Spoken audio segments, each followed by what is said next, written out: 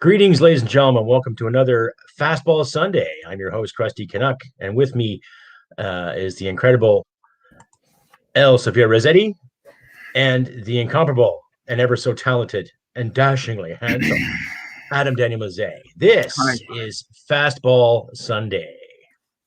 Hello.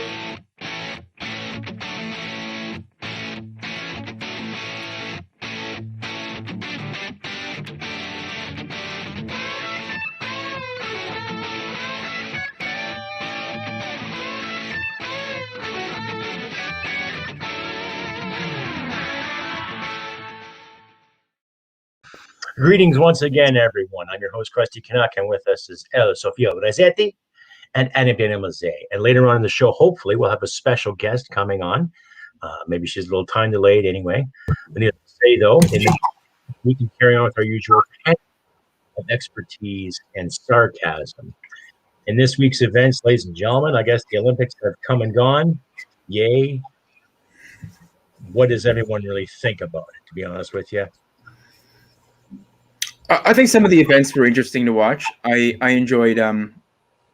It's at a really strange time slot, right? Because the good stuff only starts like around 11 at night, and like most of us are already kind of on. At least most people that carry on a relatively diurnal. There's a good word for you. diurnal. Daytime schedule.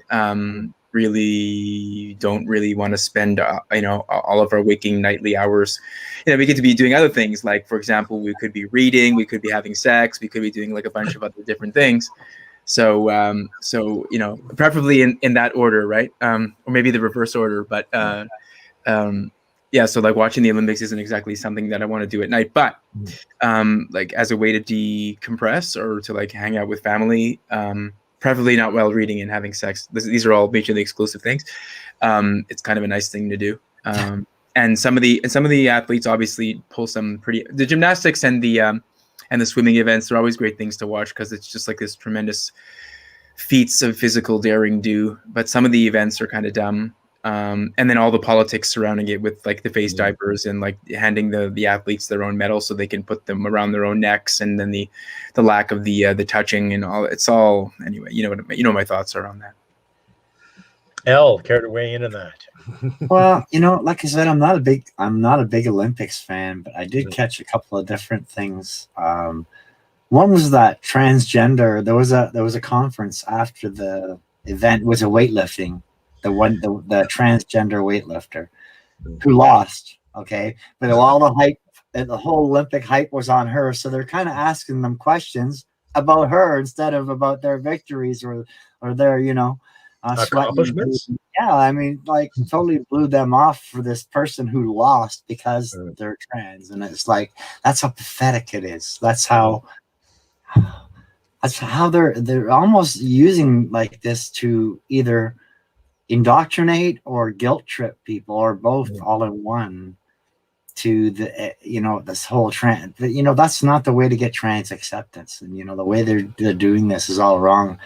And like I said, there's been other sports, cycling, wrestling. There was other transgenders in sports who were unfairly taking advantage of the ID thing, right? And I just have real problems with trans in sports right now. I think they should have separate divisions. They would encourage more trans athletes and leave an option for biological women or men to come in and compete if they choose to, but they can't bitch if they lose, right? But it seems all these trans people are unfairly winning every competition they enter, because usually they're still very male, even though they may have transitioned. A lot of their bodies are still very male, right?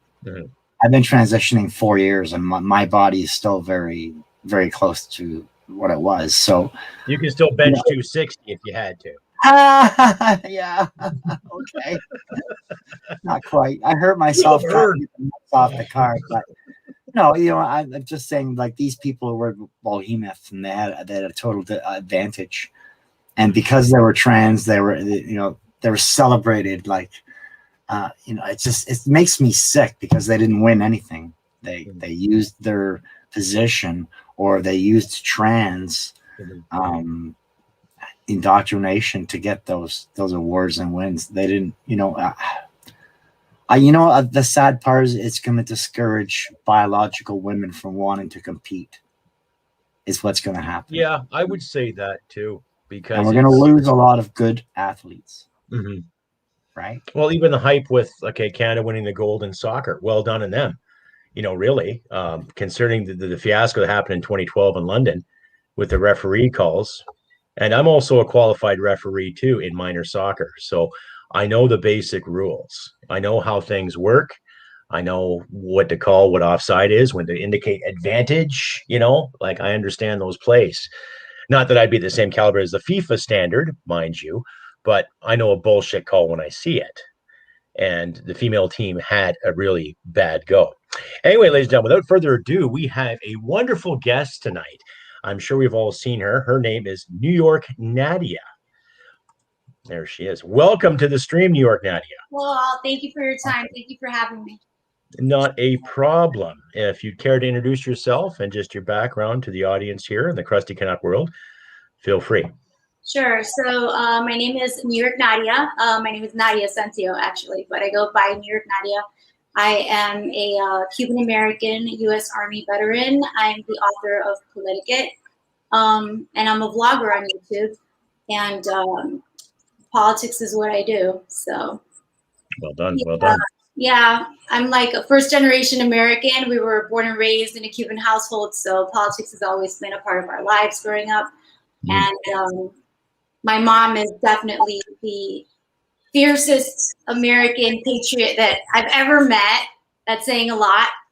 And she taught us to be proud of our nation, grateful, and also that freedom and liberty are very fragile things that need to be protected. My family lived through communism firsthand. Mm-hmm. And so they knew Cuba before communism and after. Mm. And, as my great-grandfather used to say, lucky for them, there was the United States that they could go to. But if we don't, if the United States ceases to be what it's always been for most freedom-loving people in the world, there will be nowhere else to go. Understood. Yes. Panel, please feel free to pick on Nadia's brain here. I'm sure you've seen her around YouTube and Instagram, some of her very, very outspoken videos, basically common sense. Nadia L. Discussed. I was really disappointed in the last, we'll call it election in the States and last federal general, when they were trying to depict some of the Cuban community, the young Cubans that are like third generation or even fourth generation in Miami that were voting Democrat. And I really resented that narrative and that angling that they were doing, because I think it was maybe the most minority of the minority. It's like one out of a zillion cases of somebody that actually did that. I think it's quite well known around the world, especially on this continent, that the Cuban Americans are some of the most staunch patriotic American citizens on the entire continent, of the entire 365 million American population. I just found that was really cheap. And anybody that would believe that and that would accept that as even remotely influential in the electoral prospects of the Republicans was just a joke. It was a farce. I get really angry when I read stuff like that, but they'll try anything at this point to try to get an advantage, I guess. Well, so there's a huge difference between the Cuban immigrants from my grandfather, grandmothers and parents' generation, and the Cuban immigrants of, say, any time after the 90s, right? Mm-hmm. So there's a huge disparity there, because you're talking about a group of people who actually lived in Cuba when Cuba was still free, as opposed to people that have been born and raised into communism. They don't know anything different.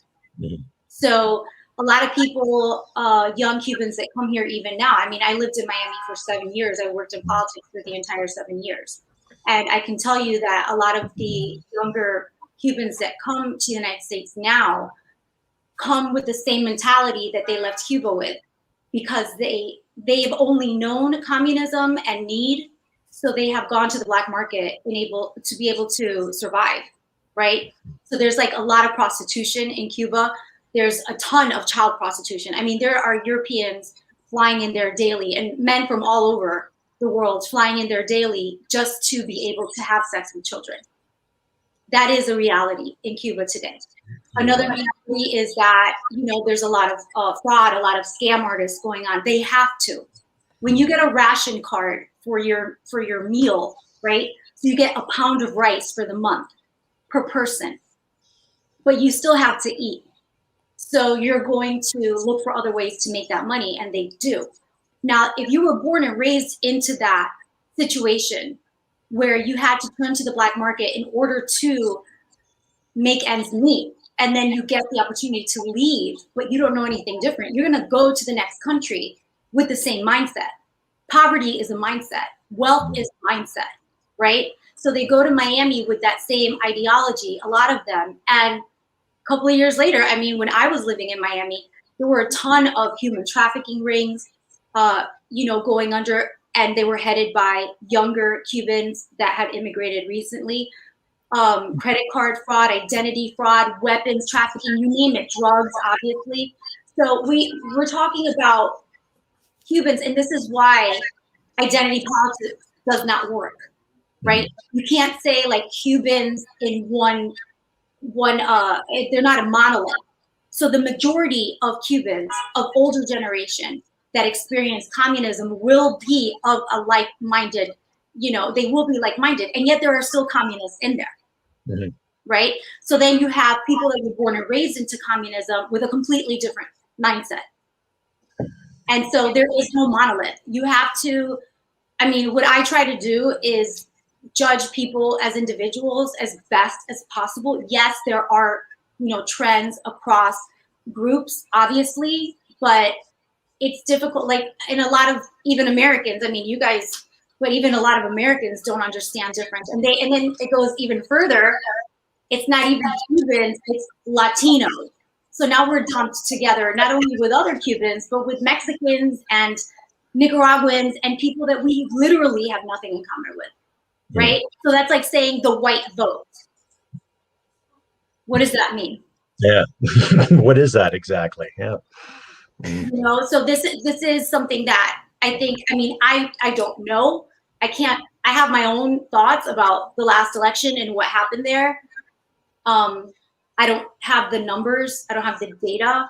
I can't say that the majority of Cubans voted Democrat. That's a hard pill for me to swallow. I don't know that for a fact. But if they did, that mentality has a lot to do with it. Yeah, unfortunately, in Canada, what happens is because people are looking for a sun getaway, and because the Cuban Tourist Authority, which is basically a state-run enterprise, is looking for ways to bring foreign currency and hard currency into the country, so they just basically entice people from this country to come down to Cuba at times of the year when being in this country is extremely uncomfortable due to the winter.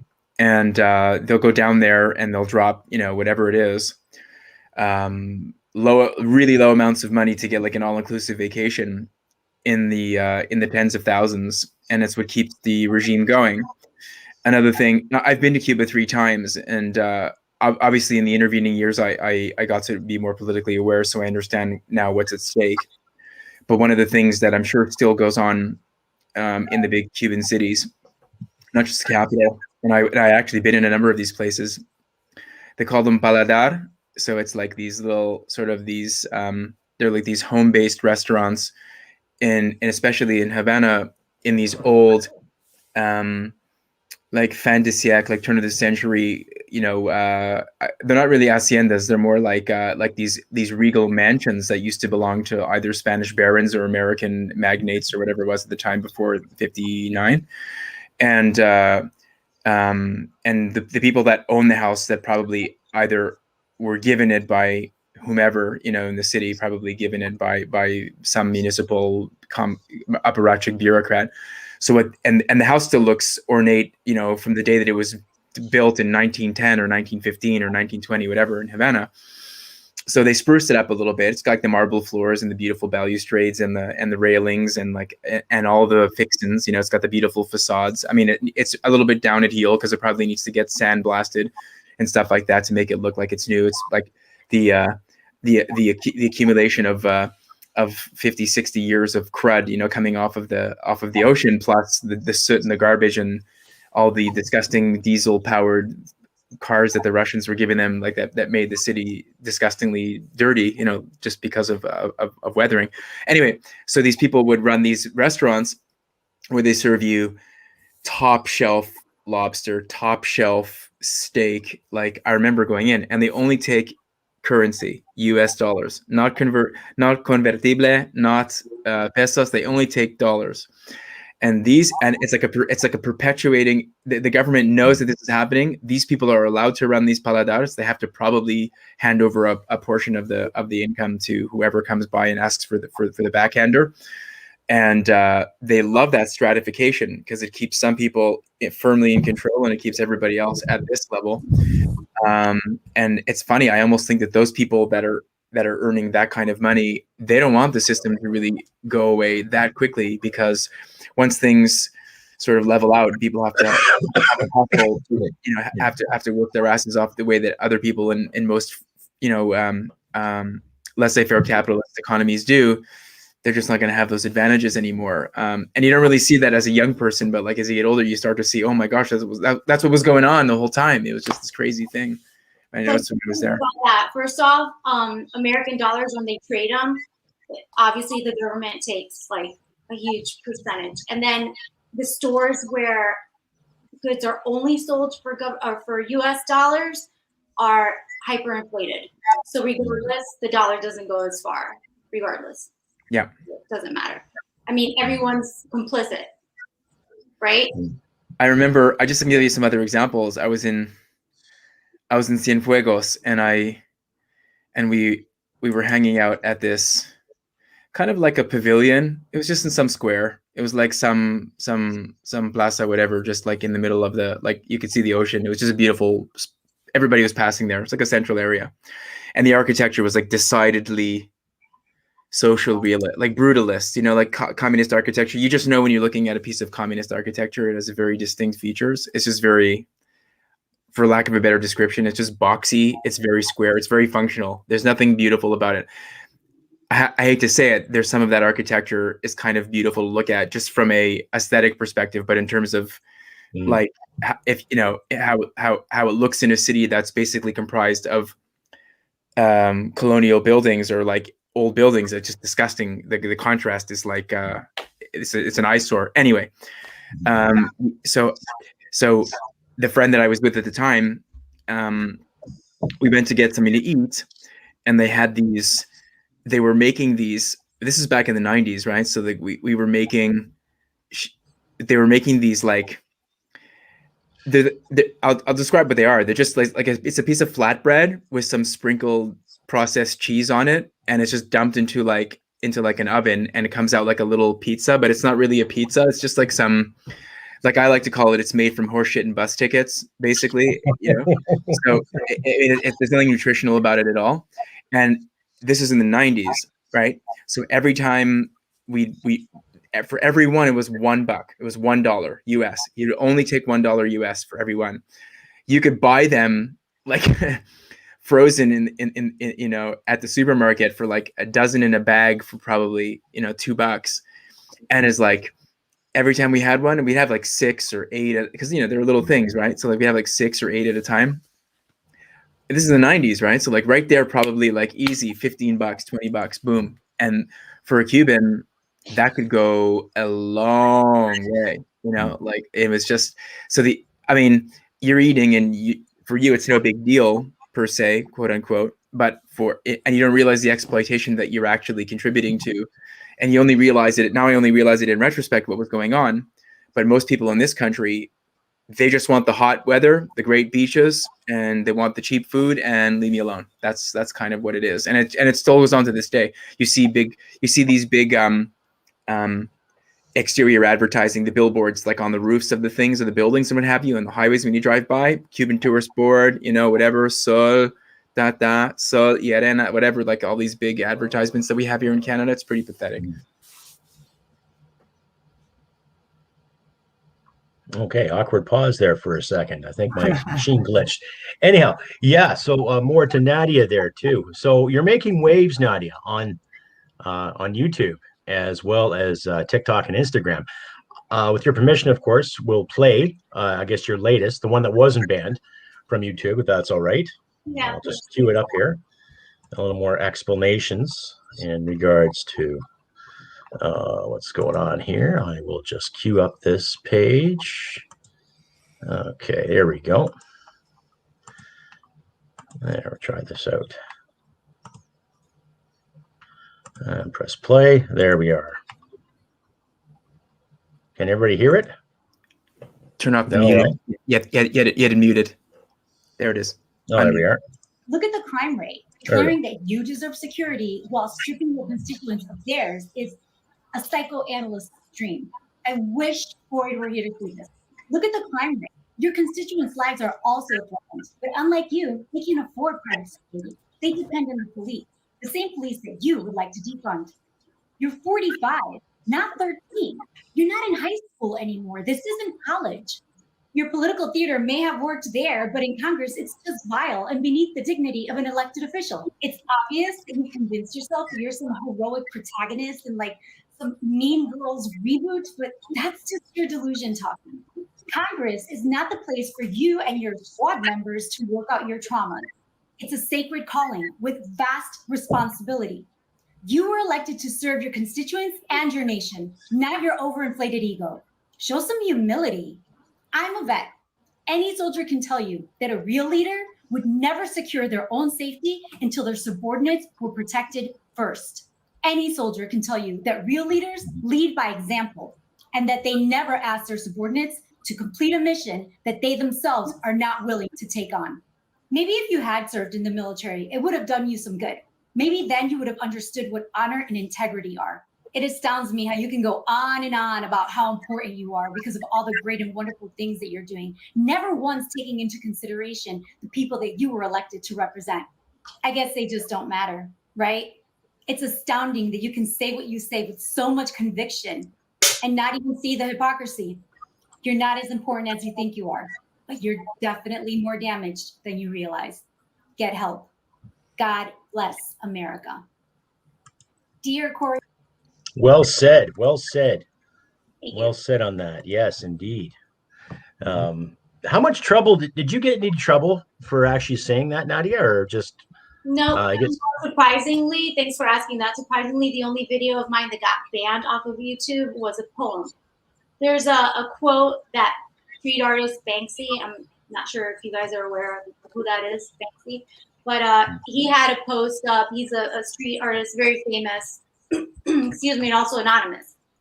And he had put something on a wall once that read, "If art could change anything, it would be illegal." And that is so true. Out of all the videos that I have on YouTube, the only one that got banned was my poem. Wow, and what a contrast too. Audience, I ask you there, if you want to ask Nadia a question, please feel free. You can follow her work at the screen at the bottom there, New York Nadia Instagram, and her book, Politiquette, the book. Can you tell my viewers and audience out there, what is your book based on? Okay, so my book was based on over 7 years of working in politics, right? So I worked on all sides of the aisle, everything from campaigns to voter registration to speech writing to everything, just everything across the board. I was finally working with a nonpartisan group doing data acquisition. So we were going door to door, knocking on, just asking people the same 7 questions. Right? So far as how they felt about taxes, education system, what have you in their neighborhood. We went to white collar neighborhoods. We went to blue collar neighborhoods. And what we found over and over again was that people in the same neighborhood had the same issues and answered almost exactly the same. Now, the last question was, how do you identify, are you a Democrat, a Republican, or an independent? When we got to that last question, that's when everything would change. So we'd have people say, most of them say, well, I'm an independent, but I register as a Republican or I register as a Democrat because if not, I can't vote in the primary, right? So, and that's understandable. We were not, because of our job, we could not speak about politics at all. We couldn't make any type of suggestion at all. We could just take information. So the next thing that they would say to us was, "Are you going next door?"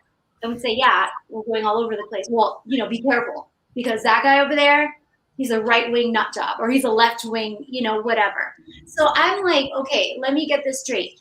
You guys are agreeing on everything that pertains to you and your community. And the only reason that you don't get any of this done is because this one's registering as a Democrat and you're registering as a Republican, but neither one of you are really that party. You're both independent.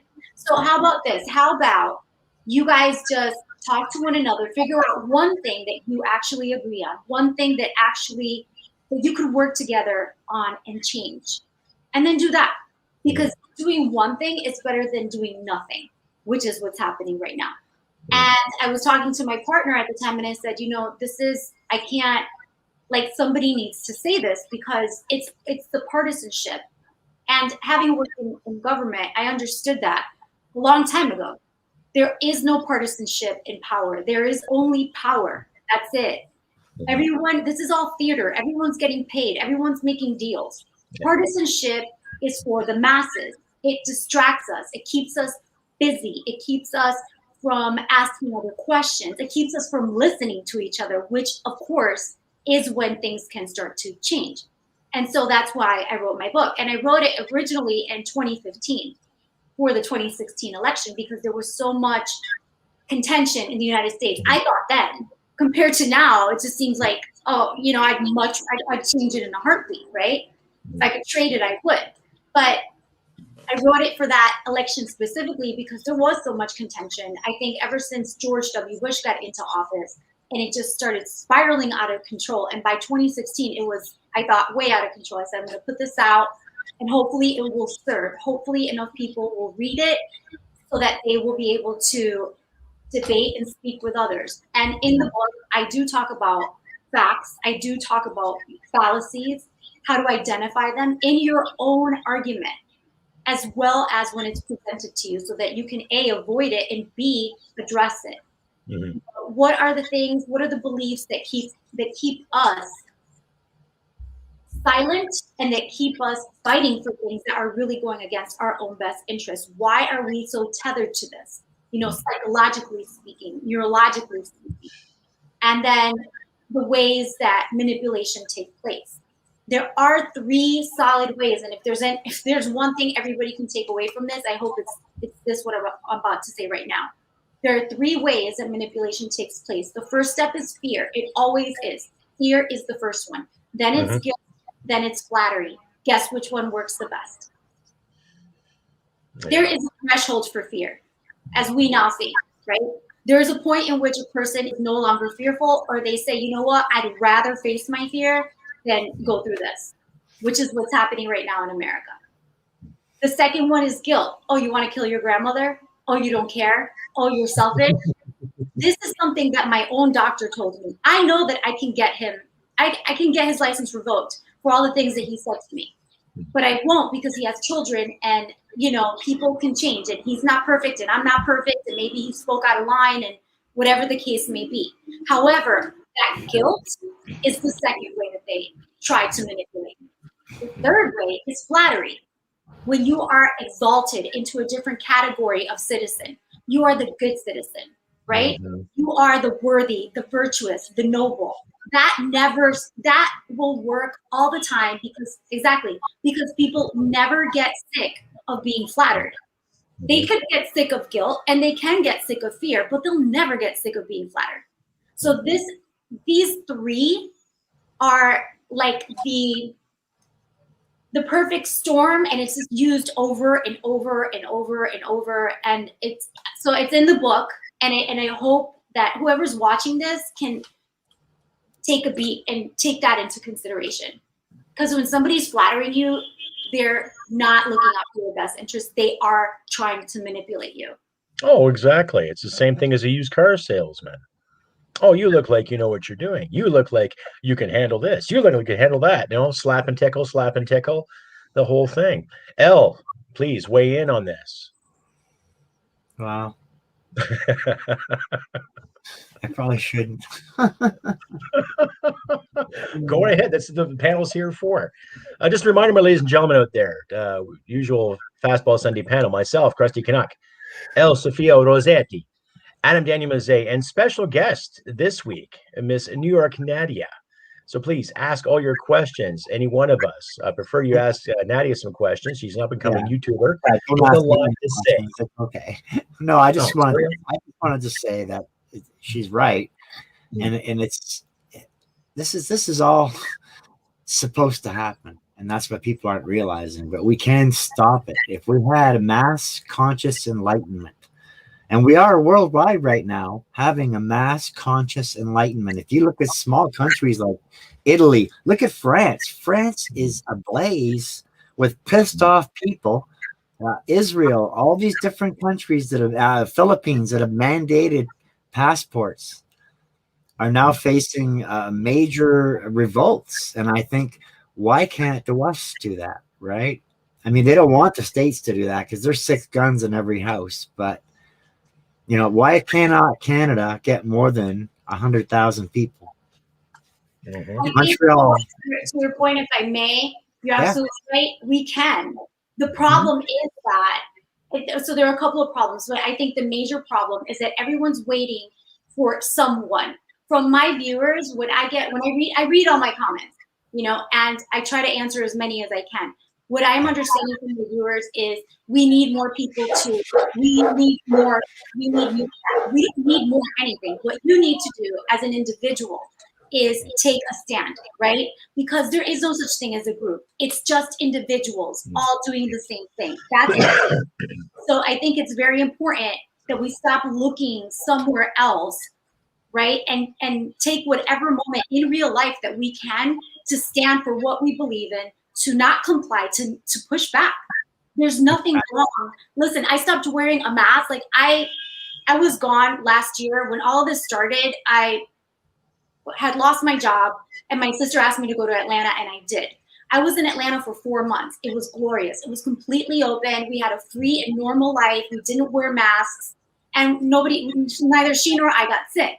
So I come back to New York City in August and was flabbergasted. Everyone wearing masks, even outside, even in their car, even riding bicycles, they're wearing masks. And I'm like, what is happening here, right? And so the thing is that everyone's waiting for somebody else. So I'm not wearing my mask. And I said, no, I'm not going to wear my mask. This is BS. I'm not going to wear my mask anymore. I didn't wear it on the subway. I didn't wear it anywhere. When I first started doing that, I was the only person. And people sat feet away from me, which was fine by me. Like that's really actually a luxury in New York City, right? Yeah. But I saw a lot of people not wearing their masks. And now, because of all the variants, right? Because the minute you're scared, there's a new variant for you. The variant. Variant. So now, because people are so confused, they don't know what to do. I don't wear my mask. I don't. You know why? Because I'm not sick. I'm not sick. I'm not spreading anything. I'm not ill. I get tested. I don't have it. So why am I going to be doing that? Well, it's for you. Well, if it's for me, then why are you so concerned? Because my vaccination will only protect me. It's not going to protect you. It's not going to stop anything from happening. So I think it's a mixture of people waiting for a group, for a leader, for this and for that to come up to materialize out of nowhere. And the other part is they don't want to be ostracized. They don't want to be the ones to say no. They don't want to be the ones to stand up. They want somebody else to do it first, and then they'll follow along. But that's not how it works. That's never how it works. No. And so many people have relied on us who've been out protesting it. Like I haven't been for the last few months, but normally I was, and they just rely on us to carry the load. But we're supposed to grow. I mean, 100,000 was the maximum Canada had at a rally, and that was Montreal in Quebec. Other than that, the largest rally we've had is 10,000 people. What the hell is going on with Canada? And why are people so complacent? Yeah, it's. I mean, it's not a surprise that we're very compliant in this country. I think that's just generally the that's the cultural strain that runs through these people, and it doesn't surprise me that people aren't getting up and making a big stink about it. I definitely think Nadia's approach is great, and I think you have to lead by example. And I think you can't talk out of two sides of your mouth, and you got to back up your tough talk. If somebody's going to talk tough about kicking mandates in the balls, you got to also back it up with actions. But I also like to think that I can do a lot of good work by. It's funny that you held up a copy of Orwell's 1984, because I actually buy copies of 1984 and I keep them in a box in my car, and basically I'll talk to people and we'll get into conversations about command economies, and we'll talk about, coercive systems, and I'll talk about like groupthink and all those concepts. And then, somehow inevitably we'll get into a conversation about 1984. Orwell, is he prophetic, this, that, the other, not important. And I say, have you read 1984 before? And they're like, what's that? And I'll actually whip a copy at them like, you're and they're like, what's that? I'm just read it. It's like a brand new, fresh copy. I mean, like I have I get them by like the dozen from Amazon, so I have them in my car. And I was in Montreal last week, and I was doing a commercial. And so my friends, my hosts where I was staying, they were inviting some guests over, and the conversation, obviously it drifted into a whole vaccine conversation. And I basically held court for like an hour, and I was basically indicating to them how like the mainstream sources of media in this country are all government bought and paid for. They're all state organs, and they're only going to be telling you state messaging. And here are some of the organizations, not only in Canada, but around the world, that are producing another sort of a message. And let me tell you why they want it to go this way. And a lot of, not that they were not aware of what I was talking about, but at least I got them to think about things. And now that they have this copy of Orwell's book, I go, if you like it, go hand it to somebody else, make sure you pass it on, kind of scenario, right? So there's a lot you can do by getting out there and clanging your sword on the pavement, but there's also a lot you can do by just like maybe not in all cases, but you can do some very calm explanation to people and basically point it out without sort of like picking sides, or Nadia's words, using partisanship. Like just basically get out there and explain it to them very clearly what the idea is and why some of their information is faulty. And maybe you have to repeat it a couple of times, but at least that way you can get the ideas out there, because it's very easy for people to have a tough day at work and to be completely zonked out after a day at the office or whatever, and to just go home and turn on whatever's available. And that usually means, one of those 24-hour news ticker channels with the bottom third flashing and the stock ticker and the sports scores and all that stuff going like that, with like the small box and about, like one, this corner of the screen basically telling you all the things you need to know type scenario. Or watching one of the mainstream networks that are basically going to give you, the regurgitated pabulum garbage that you're going to get, which is basically government messaging in this country.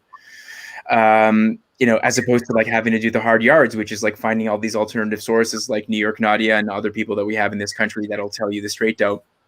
And the mainstream sources do a pretty damn good job of trying to delegitimize the small sources that are basically asking questions. I mean, that's what a real journalist does anyway. You ask questions. I mean, you just ask the who, what, when, where, why, and how questions again and again in different ways. But back to the Canada thing, I'm not surprised in this country that we're bending over backwards. We'll continue to bend over backwards. We've talked about it so many times on Presty's show. Until we actually get it really hard, we're not gonna stop being this way until we get it really hard, and it's coming soon. I mean, it's got to come soon. We're just gonna get it so hard in this country. The government's spending money like it's going out of style. We're gonna have like a massive. I mean, we already have a debt and a deficit crisis. I mean, you can't keep spending money and printing it like it's going out of style. I don't care what the new monetary theory idiots will tell you about, how you can spend money, and I don't know how, whatever their insane way of thinking about the economy. It's just a reverse on the trickle-down economics they talked about in the 1980s. Maroney was guilty of it, just the same as Ronald Reagan was guilty of it. Oh, everything will just trickle down. It's like, well, you put more regulation on everything. There's no trickle. There's no tickle. There's absolutely nothing. So we got a question here. I just wanted to say that people are mistaking what we're doing. Yes, we are protesting, but we're not fighting anything. We're fighting for something. We're fighting for freedom. Hasn't got to this yet. And it's not about one issue or another issue. It's all issues combined for different people, but we're fighting for freedom. We're not fighting against any specific faction or government or whatever. We're just fighting for it against anyone who's willing to take our freedom. We're willing to die to preserve our freedom. Are they willing to die to come and take it from us? But we're not doing it. We're not anything violent. We've always invited both sides, the left and the right. I consider myself in the middle, in the common sense era. But we've always invited everyone to come join us to fight for freedom of speech to start with, which is just being taken now. It's funny that you should say that, because you see jurisdictions around the world, like a Sweden, like a Texas, like a Florida, especially the Florida, and you see basically how they're succeeding with, or Alberta in this case, with no mask mandates, rescinding of all mandates, no track and trace, no quarantining, whatever, no mandatory quarantining when they come back from international destinations. And these people, it's like they have nothing materially and concretely you can use against these jurisdictions in terms of demonstrating failure. They're succeeding with flying colors. And when you tell people of these successes, it's almost like people want to see their failure. It's like Florida's doing great, Texas is doing great, Alberta's doing great, Sweden's doing great. They don't have any mandates. They're not sort of blocking up their economy. They're not sort of like getting involved with the natural order of things. People want to see it fail. That's a special kind of mental conditioning right there. No, you have to fall into line with the rest of us. You have to have high case counts, whatever the idiocy of the day is, right? You have to do the vaccine thing. I mean, that's what we're all doing, isn't it? I mean, yeah. That's your point. Singapore also. You can. Sorry. And Singapore? Whose dog is barking? It's not mine. Oh, sorry, that's here. Okay. Well, I got a question here for Nadia from Gil Gilbert there. What is your view on the censorship on our social media platforms, basically telling us we can't share information on the platforms? I think they have the right to do it. Is it ethical? No. Can they do it? Yes. So I think that's why it's very important for whoever's putting out content to have their own platform via their own website, and upload their videos or their content there, and then maybe have some type of wall so that it's only for subscribers. That way you don't get a lot of people in there who are just there trolling you, right? So do they have the right? Yes, but just because we can do something doesn't mean that we should do something. Unfortunately, I mean, right now, I don't know how much you guys follow American politics, but we have had, especially last year, Mark Zuckerberg and I forgot the guy from Twitter right now. I don't know why, but Dorsey.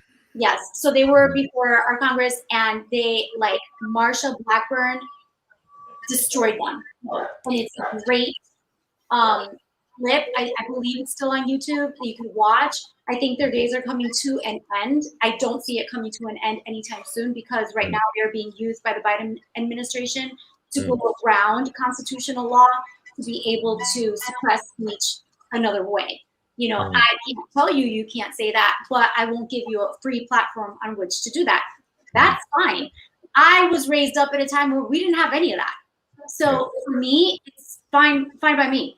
Like, I feel grateful. Listen, first of all, grateful to God to have a platform, grateful to be able to speak and to be of service to my country and to the people, the citizens in this country that are looking for help or want to hear the truth or want to hear or want some type of guidance. I'm grateful to God for all of that, right?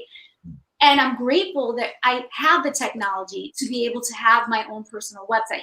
So if Instagram decides tomorrow or even right now to ban my account, so be it. I have, thank God, followers that have reached out to me and said, if that were to happen, give us the information. We will put it out there for you so that people can know where to find you. If that were to happen, I would just upload everything to my website. Too easy. And so that's how I would answer that question. Yeah, common sense. Really start your own, make your own, right? It's just, I think this is a very, it's a generational chasm, right? So for younger people that were born and raised into social media and into technology, they didn't have that experience. They don't know what it's like to go to a library when you have to write a book report. And if that book is gone, your mom has to call every other mom to see who has it so she can take you to their house so that you guys can write the report together because there's just the one book. God, I remember those days. Wow. Nowadays, if you're born and raised into this social media, this hyper technological age, it's difficult to see anything could exist beyond it. But there is. When all this started, I remember last year, and people were on the internet saying like, "Oh my God, we don't have toilet paper, and there's no what's that? Oh, there you go, there you go. We don't have toilet paper, and there's no bottled water at the store." And I'm like, "You have water in your faucet, and if you don't have paper, wash your butt with the water coming out of your faucet. It's too easy. Like it's right there."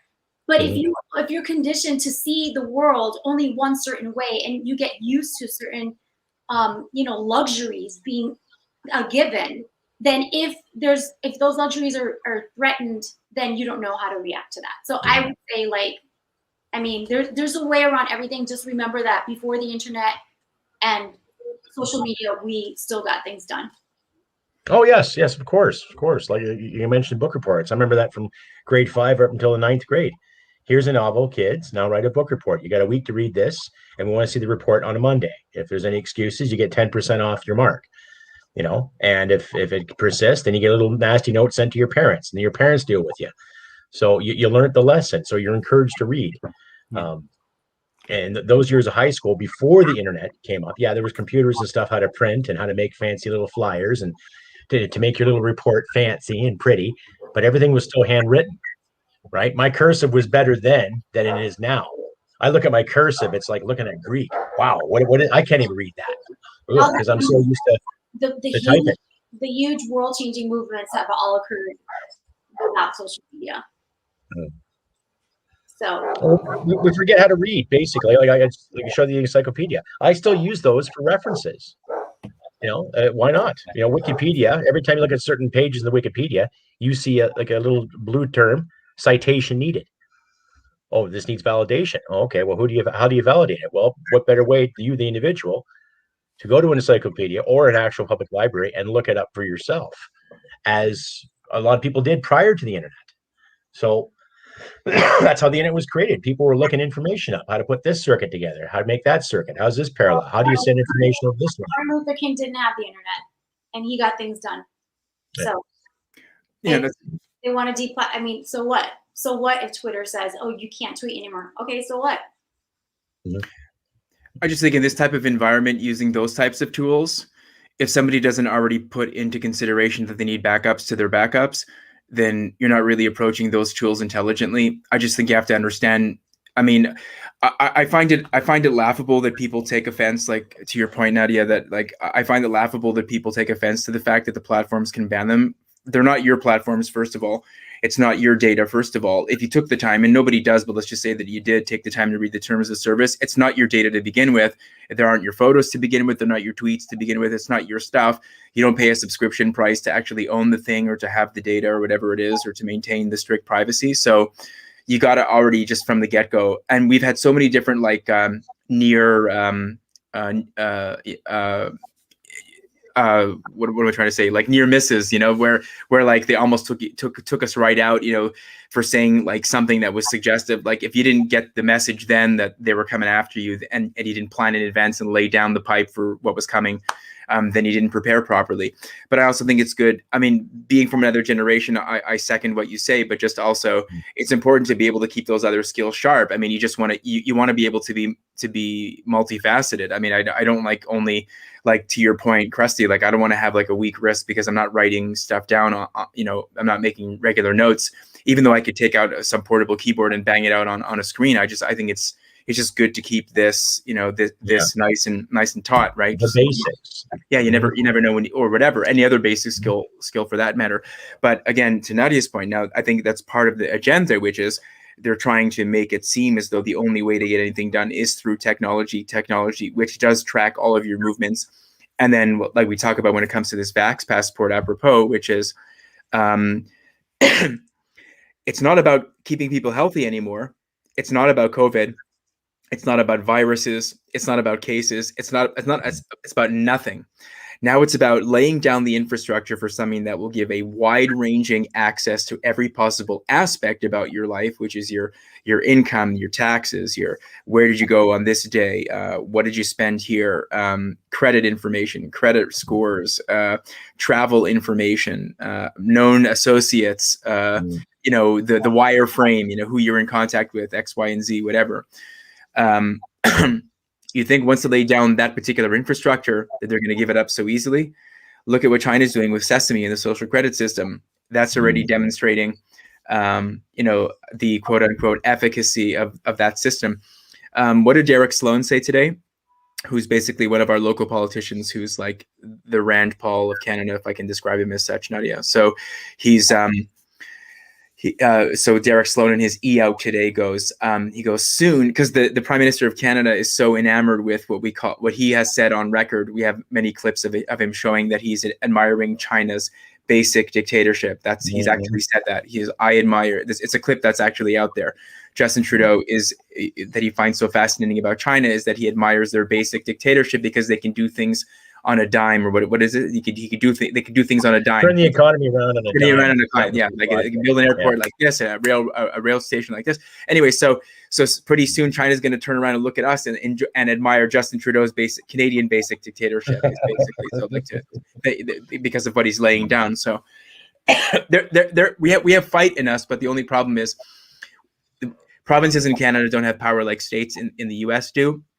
Governors have way more power than premiers in Canada do, and the federal system in Canada, which is a legacy that we got from the British, which is totally dysfunctional to the rest of the country. So, I mean, we look to the states and we see what's happening in enlightened states and with governors that say things that are like you listen to DeSantis talk like you're almost like trying to like keep your pee in, because it's like, you know, and he doesn't make it selfish either. He just says it like in a way that makes it very universal. I wish we had a politician like that in Canada. Well, Sloan does talk like that, but the only problem is Sloan doesn't have a block, BLOC. He doesn't have like a block of seats. So we'll see what happens. But anyway, that's what's going on in this country.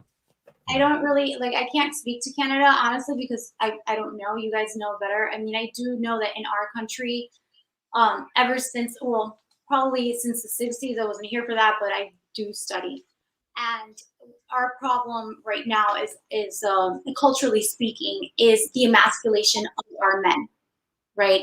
And the breakdown of the societal gender roles, which are biologically driven. And I have a couple of videos up on that about feminism. I'm a woman. I don't consider myself a feminist. I don't think that male bashing is necessary or helpful or productive, right? So what we've been doing for the past, I guess, since the 60s, but absolutely after 9/11, is an acceleration of that. That is why right now in New York City, where I live, there's a huge difference between most men here in this city and traditional New Yorkers. You can see it a mile away. When BLM and Antifa came to New York City and were rioting and looting and doing all that nonsense, they did it in liberal parts of this city. I lived at the time in West Harlem. When I called my friends from Atlanta and said, "Hey, are you guys okay? Like, are they there?" I had a friend told me, "Yeah, they came here." I said, "And what happened?" He's like, 100 of us came outside with bats. They left. That's what happens in neighborhoods where real men exist. Okay, predators do not go into neighborhoods where there are real men, because real men stand up. Real men fight back. Real men defend. So what happens when you have a nation that has no real men? You're committing suicide. Camille Paglia said that, and she's absolutely right. And she's a feminist, and I admire her greatly for her candor and for her bravery. Things need to be said as they are, not the way we would like them to be. And men, once our men are completely eradicated, it is too easy for what all intents and purposes would be a beta male to take over, to come into power, and to tell the rest of the nation what to do. Because I bet you if you strip these people of their power and you got them together in a ring or anywhere else with a real man, they wouldn't be able to defend themselves. They used still not use the power of government to work out their traumas, their personal whatever. You know, I'm going to prove to the world, I'm going to prove my father wrong. I'm going to prove, you know, in all this psychoanalysis is necessary to understand who is telling you what to do. Who is that? Is that a person that you can admire and respect? Is that a person that has led by example? What, and not just what are their credentials, what have they actually done? Is this a person, like, from a military aspect? If I can't respect you, if I can't look at you with respect, you're not telling me to do anything. Yeah.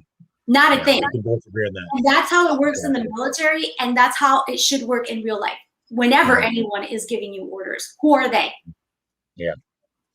Right? Yeah. But if you have a nation in our country right now, it is massive amount of gaslighting that's going on here. And the lies and all the confusion and gender this and gender that. And it's fine. You know what? If you're an adult, you have the right to live your life as you see fit. That's absolutely right. That is your God-given right. But what you don't have is the right to go into the homes, other people's homes, and start indoctrinating their children. If you are a homosexual, you have taken the decision to have sex with another person of your same gender. That's fine. That's fine. I have nothing against that. But then if you know that same-sex interrelations are not going to produce children, what right do you have to go into somebody else's home and address their kids? You made the choice. You made that choice. You don't have the right over other people's children. You do not. Children are innocent. Children deserve to be innocent. They deserve time to play, time to grow in a safe environment without adults there to impose a worldview on them about sex and race. Children don't know what that is, nor should they. They shouldn't be burdened with that because they lack the neurological development to understand it. And kids, when they are young and they are impressionable, they can get damaged. That damage will stay with them. Case in point, Cori Bush. If I hear this woman one more time get in front of a camera, her constituents are literally dying on the streets.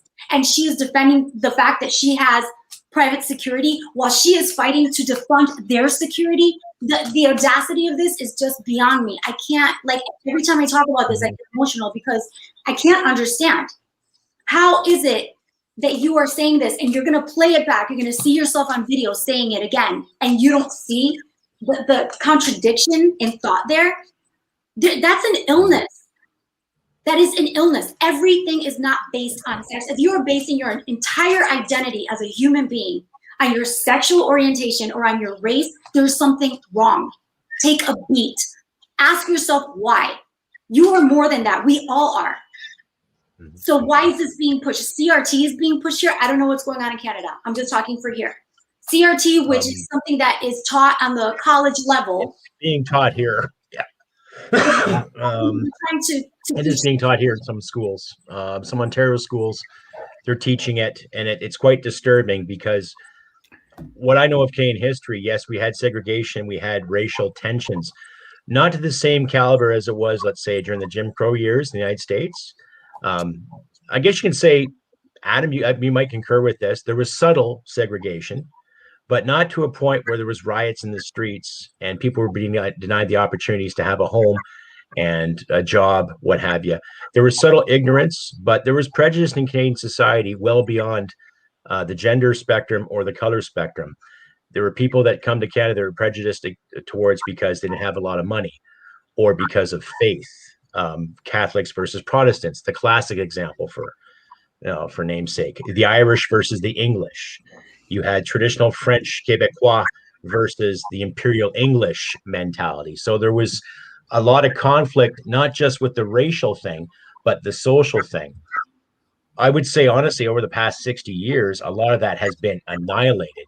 You'd be hard-pressed to find in Canada someone being denied a job because of their skin color or gender. But we have an abundance, though, and I think Elle and Adam can agree with this. We've seen an abundance of quota rather than actual meritocracy. Like I said to you earlier, Nadia, on the phone there, I've seen college applications that spend more time worrying about your identity and your name and your sexual preference rather than your desire to actually get into education. So the question becomes, if you or someone that you loved needed a heart transplant, who do you want doing that? The person best suited, the person that can do that, or do you want the person that got in there because they filled a quota? You know, it's not the first time in history that we've seen that happen, and I can cite a historical reference for that. By the way, when it comes to public schools, like we've always said on this show, and I'll just say it again, if you love your kids, don't send them to public school. If you don't love your kids, send them to public school. So there are a lot of alternatives. There's a lot of books, apropos books. There's a lot of sources you can use to educate your kids. My goodness, there's homeschooling. There's all kinds of curricula that are like completely way above and beyond all the garbage and the rubbish that they're teaching in the schools and the stuff, the drivel that they're filling their heads with. I disagree that what Canada's always been is this. I don't want to call it a haven because it makes it sound like the U.S. is some kind of like roiling despotism, which it's not. God forbid. I'm just saying, Canada's always been this place where people come to cool off. That's Canada. You know, Vietnam draft dodgers would come up here to cool off. You know, because they disagree with the aims of domino theory. You know, in the wars, whatever. You know, these are where people come. The Underground Railroad, very famous example. Again, you know, to get away from slavery, you come up to Canada, and then the whole African community in Nova Scotia, they call it Africville, in Halifax, is all the descendants of slaves that had made their way north through Harriet Tubman and the Underground Railroad. So like we've always been a place where people come to cool off. It's only been latterly that we've had all of this stuff that's been imported. And what the government in the last half a dozen years has done is just crank it up. They just crank it up. The Trudeau Liberals have cranked it up so high to like a fever pitch. I don't remember a time ever, and none of the three outside of Nadia remember a time in this country when it was ever like this. Nobody hated anybody.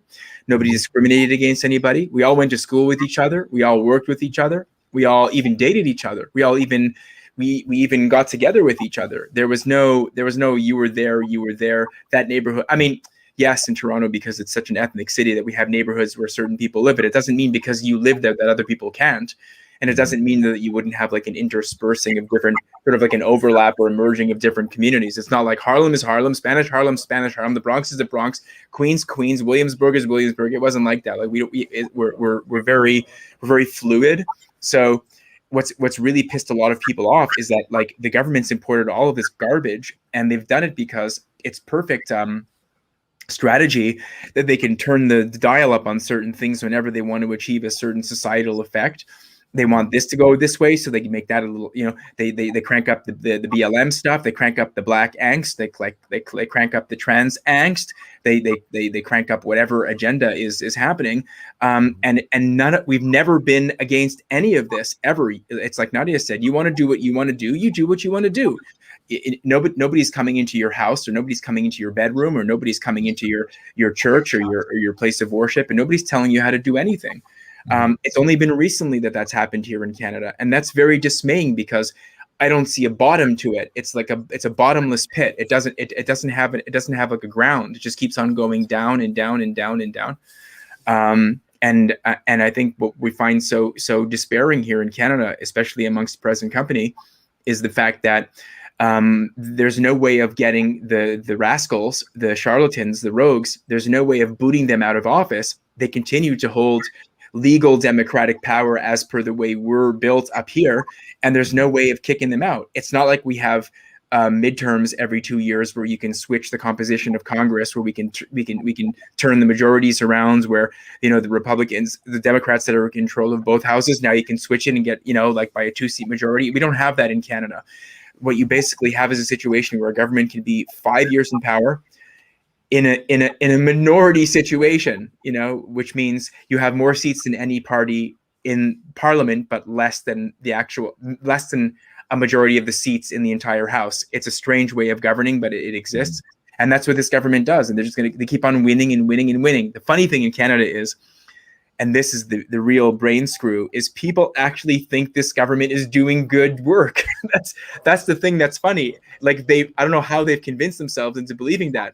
but they think that high deficit spending, high debts, crazy CRT, radical social engineering, importation of all kinds of foreign ideologies, open borders, letting people come on in and screw the country out of whatever it And possibly paying has, them to come in. and paying them, and killing our natural resource industries. It's not like we have like killing our oil and gas industry, absolutely deep sixing it and obliterating it. I mean, among other things, giving money away to foreign causes just because it looks good on the government's resume or the government's CV. That's what's happening. Giving aid to China. And China doesn't need aid. They don't need aid anymore. China's considered a developing country according to the OECD, believe it or not, the Organization of Economic. Yeah, I mean, so bottom line is we never. So back just to finish the point is we never had a situation like this in Canada ever. We never were this hateful. We never were this divisive. We never were this. There was never such a cleft in this society as exists today. It's disgusting. Everybody, when they thought about Canada, they thought it was the coolest place, cooler than Eskimo balls. And it's just not what it used to be. How'd you like that one, Krusty? You like that? Cooler than Eskimo balls? Careful with that word Eskimo. Some white liberals might be offended by that term. I read it today in a script that I'm reading. So it's just I thought it was the coolest little exposition. Anyway, yeah. Okay, a question here from window 2231 to Nadia. Hello, Nadia. Why do they want to turn America into a dictatorship? Who is behind all of this? How deep does this go? Who is behind all this? All right, so let me start by telling you to go on Amazon and Google or search a book called The Great Reset and Google the man who wrote it. And Klaus Schwab? Google, yes. And then figure out what the agenda is from there. Understood. There are globalists. That's not a new phenomenon. They've been around for quite some time. What is their agenda? So the agenda is eventually, as I did actually make a video about this because there was a woman named Atosa Abrahamian, I believe, who wrote an article, an essay for the New York Times, and the essay was entitled "Why You Don't Really Need to Be a Citizen to Vote," something of this nature. So her argument, and she's been here for 17 years. I believe she was born in Canada. She was raised in Sweden, and she was educated in Columbia University here in New York City. So she writes that she's not an American citizen. She's been here for 17 years, and her case is that non-citizens pay taxes and therefore have earned the right to representation. False. So she said that the states, so the governors get to choose, states, governments get to choose who has the right to vote and where and all of that, and that's absolutely right. However, representatives in each state are beholden to their constituents, and their constituents are citizens. So if you're making that case, then that means that I can go, I don't know, to Canada for a couple of months and pay taxes, and then your elections come up and I have the right to vote there because I pay taxes. So what does that look like? So what that looks like is exactly what she said it would look like, because this woman, her parents are Iranian and they used to work for the UN, right? So that's how come she's been all over the place. So she wrote a book about the coming of the global citizen. So that is the end goal.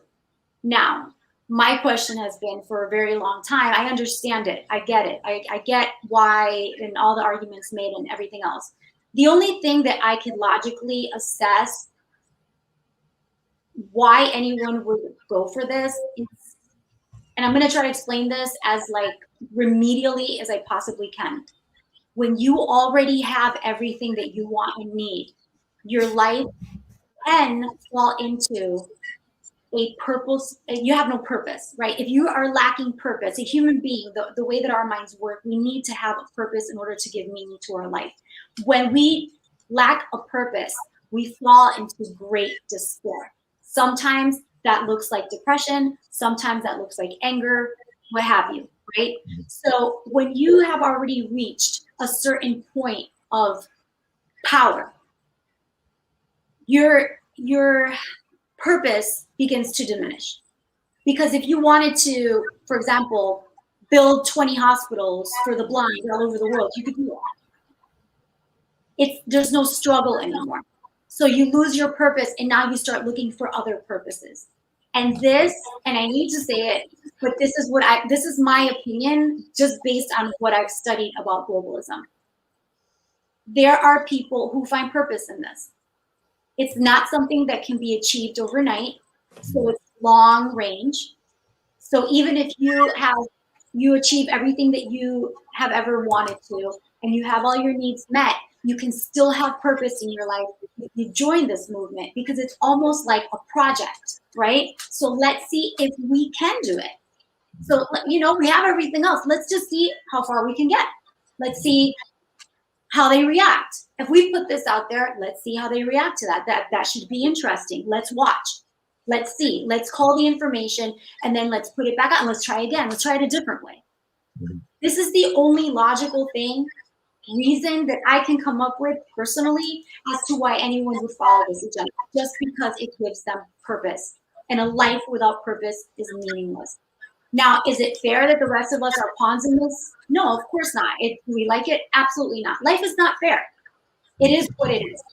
But when we are challenged, that is when we are strengthened. When we are challenged is when we can forge our identity. Who are you really? We don't know until you are challenged. Until your back is up against the wall, you don't know what you are capable of doing. You don't know how you'll really react. And I know this from experience. So challenges, although daunting, should be welcomed and celebrated. Let's not look at this as, something horrific that's happening to us. No, let's look at this for what it truly is, an opportunity. This is it. Stop waiting for somebody else to come up to say something. It's you. You know where the bottom line is, Adam? You're the bottom. Remember when you said it's bottomless? It's not. You are that bottom. You decide how far it's going to go. And this is where we find out who we truly are, and also what our nation truly stands for. Well said. Well said. Kudos. Yes, well said. With your permission, of course, Nadia, I'm going to play another one of your videos about the CRT, if that's okay. I'm going to get some water while you guys do that. Sure thing. Sure thing. So for those of us tuning in, you're on the Fastball Sunday with Krusty Canuck. El Sofio Rossetti. I'm sorry, I got to keep doing the Rossetti. I got to have to do the hand take, right? Adam Daniel Mazet, the consummate actor, artist extraordinaire, and a good friend of mine, right? And our lovely guest, New York Nadia. She comes into New York, very well-spoken individual, and we played one of her videos earlier. Right now, I'll just give another video of hers about the CRT that's happening in both of our countries, ladies and gentlemen. A whole race theory issue. So please enjoy.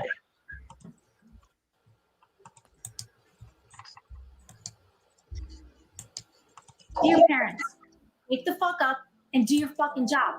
This CRT bullshit is twisting your kids. Throw some balls, grow a spine, and defend your children. So there's a video of a CRT teacher telling other teachers not to feel so bad for making white kids feel bad. What in the actual fuck? My friend Corey Yeshua brought up an excellent point, and if you don't follow him, you should. He brought up the point that we have no idea how these kids are being raised. We have no idea what these kids are being to. We don't know if they're getting abused at home. We don't know what they're being told at home, if they're being neglected. We don't even begin to understand. And then they go to school and they're told that if they're white, they're horrible. And if they're black, they're useless. How is this? How? You teach your children to be afraid of the police if the police is bad? Yeah, well, what's going to happen the day that one of these children finds themselves in a very dangerous situation where they actually need to go to the police to get help? And they won't because they're too afraid to do that. What then? I can't wrap my head around this bullshit. I can't. David Johnson, who works for Hasbro, has come forward as a whistleblower, and God bless this man. I don't know if he's a parent, but if you are, pay attention. He was mandated to attend a meeting that was going to talk about race and how Hasbro was going to address it.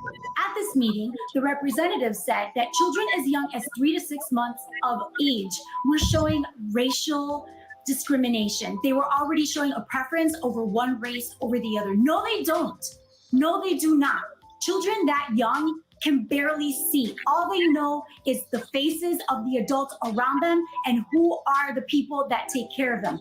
That's it. Stop with your racist bullshit. Just stop. The gaslighting, it's just stop. Children are not racist. But if Hasbro thinks so, and Hasbro is going to start mind fucking them so that they become racist, and you're a parent and you're buying the toys, then it's your responsibility to make sure that you do the right thing and protect your kids. I can't do it for you. Nobody can do it for you because they're your kids. They're your responsibility.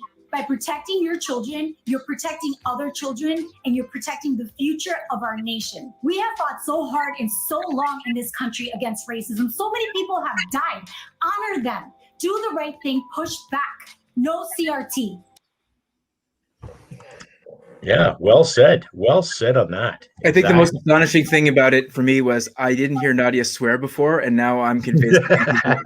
Now she's definitely part of the team. Excellent. Well done. You're an honorary Canadian now, New York, Nadia. Oh, You said fuck very well.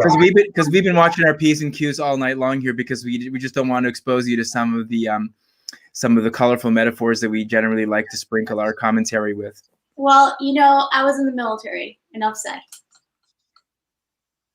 Well, yeah, exactly. I try to keep it as polite as possible. I did get a lot of comments saying, "Can you please not do that because I want to share with my kids and I can't." So I take that into account.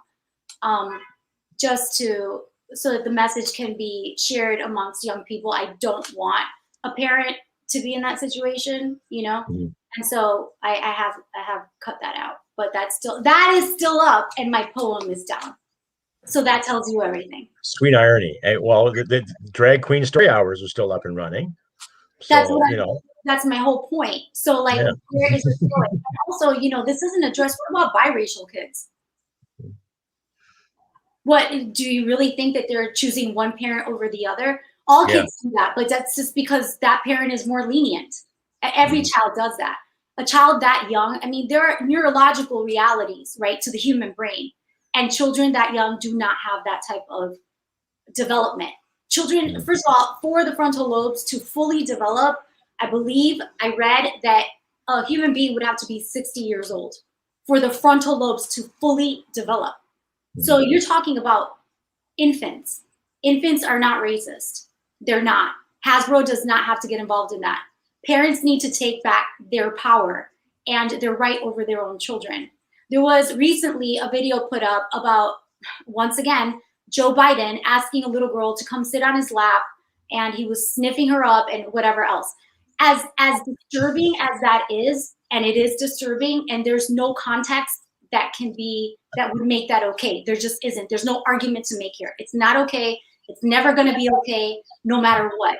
My ire is not as much with Biden as it is with that child's parents. Because every time he does this, the parents are present and they're watching it. How is that a thing? Yeah. And they're probably sitting there doing this. Oh, isn't that cute? Isn't that just adorable? How is this possible? Where are the fathers? Because even if the mothers were more lenient, where are the fathers? Fathers know. Men know men. If you are a man and you know men, how can you allow your children to be touched this way? How is that okay? What kind of a man are you? And that has to be said because, again, a society without strong men, this is what happens. Predators don't act when there are men around. They don't. They know better. Sorry, I'm in New York. Oh. And that's why, the first thing they go for, right? Before you can have a tyranny, the first thing you have to get rid of immediately is God. God has to go. God has to be mocked. Religion has to be mocked. If you can't dismantle it, on purpose legally, then you have to use soft power. You use the soft power of mockery, of making fun of it, of, what is this, what is that? Because everybody knows that people who live with conviction and who have a belief in something outside of themselves and outside of the state will not bend. They will not.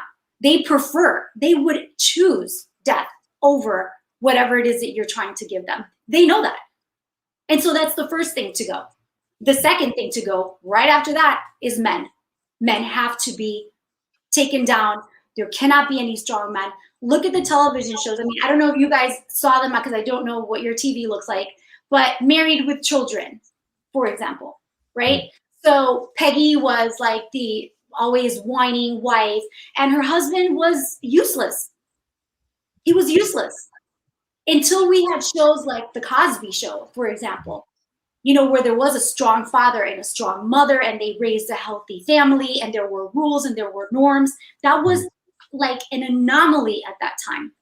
And then, fast forward to now and realizing, it's heartbreaking. I grew up on that show. Well, even Roseanne, when she first started out too, there's your basic blue collar family. They have their problems. They have their issues. Money can be tight. Sometimes work isn't guaranteed. Sometimes it is. Sometimes a little break comes along. But you watch that dynamic. They dealt with it. So hats off to Roseanne Barr for making a great series and showing the reality of not just middle America, but any middle democracy, any middle class family that was struggling, especially late 80s, early 90s, where another recession came in. And it screwed both nations. Honestly, it did. Right. Because I remember when the first budget came in from the Maroney government stating that all tobacco and liquor is going to go up in price and there's not going to be any jobs because of we have to pay back this national debt. Right. So a lot of families that lost their jobs. Here are men and women that are working in places 15, 20 years in some cases, all of a sudden gone, just like this pandemic. Right. So people are going to resort to certain means to keep the vice so they can, have that drink, have that smoke. But now they can't do it. So now they're forced into another corner to do something they don't want to do. And you're right. The Cosby's was a decent show. I won't get into Bill Cosby's discretions, however, but yeah, well, that's what I wanted to say. I go, how ironic is that? The show that they're trying to use to demonstrate like family propriety and healthy family relationships and aspirational goals and all that stuff and healthy parent, child, and sibling relationships is being portrayed by people that have the most morally corrupt, decrepit people that exist in the country. Whereas Ed Bundy, who's being played by Ed O'Neill, who's scratching his sack and scratching his butt and walking around like a caveman. He's the guy that would defend all the honors and all the things that we're talking about, all the sacrosanct values. And he's the guy that's being portrayed as the bumbling oaf, whereas the guy that's being portrayed as the upwardly mobile professional. We're talking like way beyond the Jeffersons already at this point. Like who's the guy that's like dropping chemicals and pills and stuff into people's drinks and gosh knows what he's doing to them when he's got them completely under the influence. So, I like that. That's the sickening part about it all, because they're the ones that are sort of to be the moral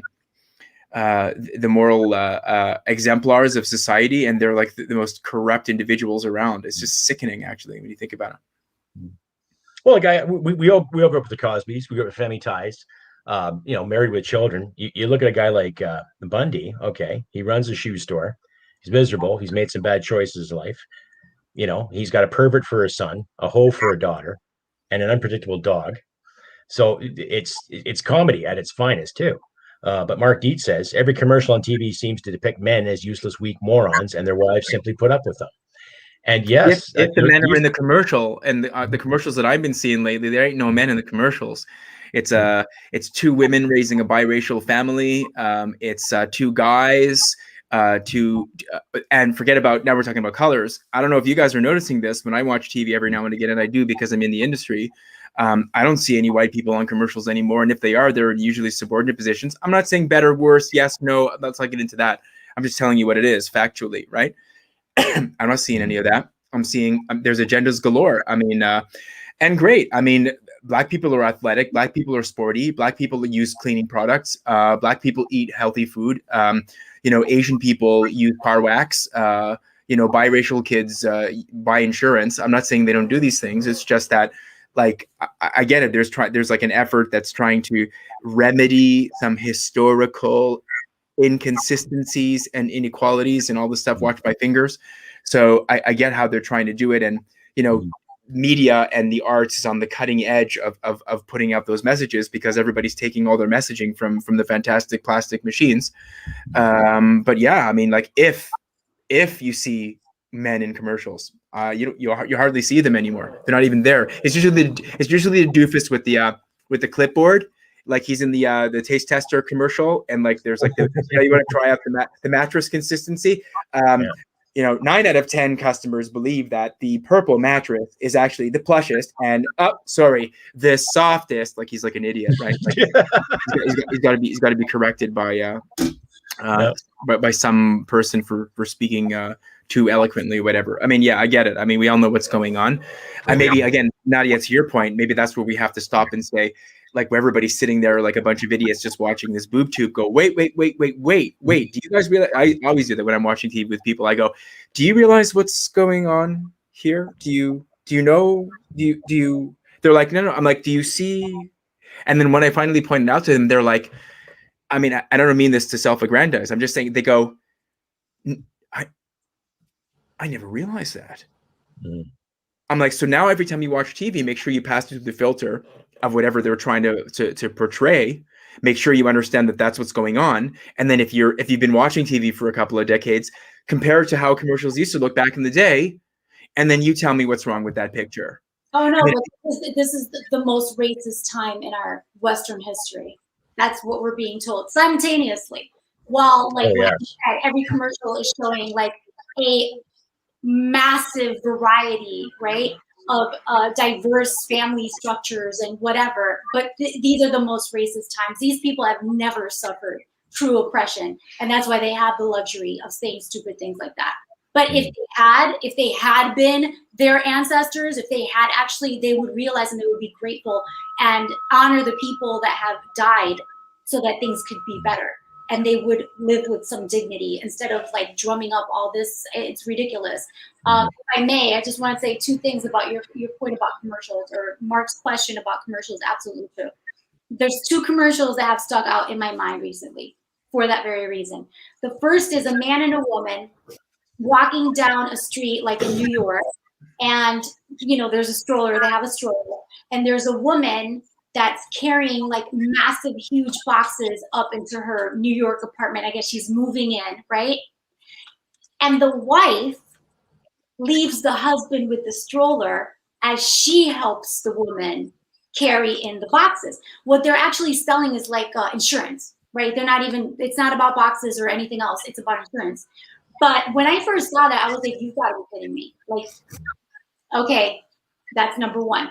Number 2, another commercial that I recently saw, which was for a financial app, kind of something that would help you put your budget, like keep a streamline of your budget and tell you, you have recurring charges. Do you still want this, Netflix or whatever, right? Very useful. So there's a white man with a clipboard, like you said, and he's talking to an Asian couple at okay, so the Asian couple is about to fly off to vacation or whatever, and the white guy who's representing this company is sitting there with a clipboard. He's like, okay, did you check blah, blah, blah? And they're like, yes. And, they're showing how easy the app is, whatever. And he's like, did you check this other thing? Yes, we did. And it's so easy with this app. All I have to do is blah, blah, blah. And he's like, oh, it sounds like you're ready to go. In the original commercial, okay, which I saw, in the original commercial, the couple gets up to leave to their flight, and the man with the clipboard says, they're learning so fast. That part's been taken out. Yeah. Why? Because he's white and they're Asian. And somehow there's a universe in which you cannot say to another person, they're learning so fast if you are white. So even if they're learning fast, you can't tell them that they're learning fast. Pretty soon you won't be able to congratulate anyone. That's the next step. Oh, why are you congratulating me? Because you're a man? Because you're better than me? Because you're higher in the hierarchy? You're up, and I'm down here. You're congratulating me? You won't be able to say anything. You won't be able to say happy birthday. Why are you saying happy birthday? Why? Because you're white and I'm not? Where does this end? This is complete lunacy. We need to stop this. We need to stop this right now. Like-minded people are alike. The discrepancy does not run across racial or gender or even economic, okay? Like-minded people are alike. You have like-minded billionaires that are just like, whoever is on the bottom, but they're all thinking alike and they're all acting alike. That is the most important thing. And like-minded people, when they work together, when they say their mind so that others can identify them, that's when things are now, okay, now we're getting somewhere. Who else feels like this? Who else sees this way? And what are we going to do about it? But all of this, like gender stuff and all this race stuff, is ridiculous. P.J. O'Rourke wrote a genius book called The Parliament of Whores. I don't know if you guys have ever read that, but you absolutely should. It should be everybody. It should be mandatory. Okay, in the spirit of the globalist, agenda, it should be mandatory. P.J. O'Rourke specifically targets, and this book was written long ago, how it is that identity politics came to be in the United States, how it was and why it was. Basically, in a nutshell, if I may, if the economy was doing great, Americans were doing great, and now politicians had nothing to run on. They had nothing to solve. And so the question then became, well, okay, you're doing great, but couldn't you be doing better? Oh, I could be doing better, right? Because, and that's when all of it started splintering off. It's gotten to the point now that it's so ridiculous that an individual like myself, I'm a woman, I'm Hispanic, I'm a veteran. What box do I fall into? Because where are you going to? This is why identity politics does not work. It cannot work. It's ridiculous. It's illogical. And again, to your point, Nadia, we go a few beats back where we talked about where's the bottom and is it bottomless and you're the bottom and you have to provide the bottom and you have to be the gap stop. When it comes to things like that, I mean, you just got to be the way that you want to be. I mean, everybody's going to get the same treatment from me. I'm not going to go out of my way to make, just on a basic human sympathy, compassion level, I'm not going to say something to somebody that's going to make them feel bad. I'll speak to somebody the same way that I'm going to speak to everybody else. I'm not going to change my tone or my accent or my voice. I'm going to just speak the way that I speak. And I think people appreciate that. Like I said, in this country, speaking from our experience, we never had that situation, even in a very multicultural city like Toronto, which is where I am, which is very, very much like New York. It's basically Canada's New York. I think everybody's nobody's gonna appreciate if you talk down to them. Nobody's gonna appreciate that if you give them a special treatment or something like that. Anybody that does behave like that is a rogue. I mean, anybody that behaves like that doesn't deserve to be treated like everybody else. In the sense of like, why should anybody adjust how they are in their natural state? And nobody here, like, we have examples of people that are completely off, like completely nuts. I mean, way off the reservation. But it's so rare. Like, it's so rare that you meet somebody like that in this country that talks like that. They don't live in the cities. I mean, it's like a rarity. And this government in Ottawa, in the capital city, wants to make it seem like they're creeping around every possible corner. They're sitting in every cafe. They're sitting in every cinema. They're walking down the street. They're waiting in the park to pounce on you. They're sitting there at the library. They're at the bar. They're waiting to get you. They're waiting to inject their poison into your beer. That you're at the bar and drinking your pint, and you're going to guzzle it back, and you're going to become like, what? Like, what?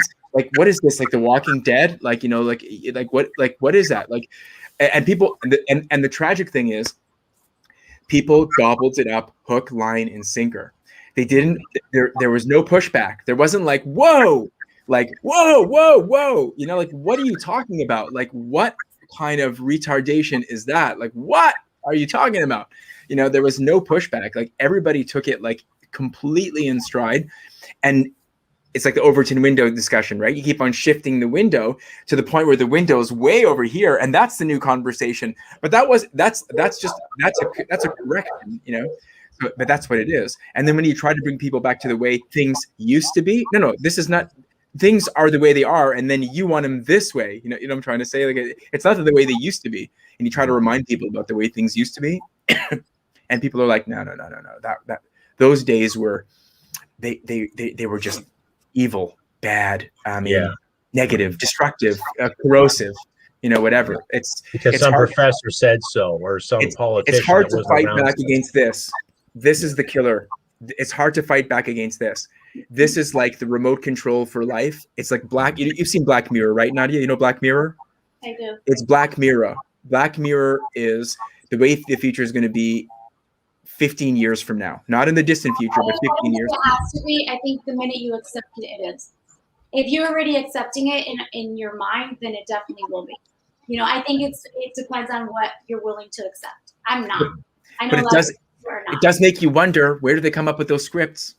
Well, I mean, it's like a preparation, right? This is you. So you want to get people used to a certain type of thing, even if they originally, initially say something like, "Oh, that's crazy," right? But they've already seen it. When your mind can't tell the difference between something that's actually happened and something that you just saw.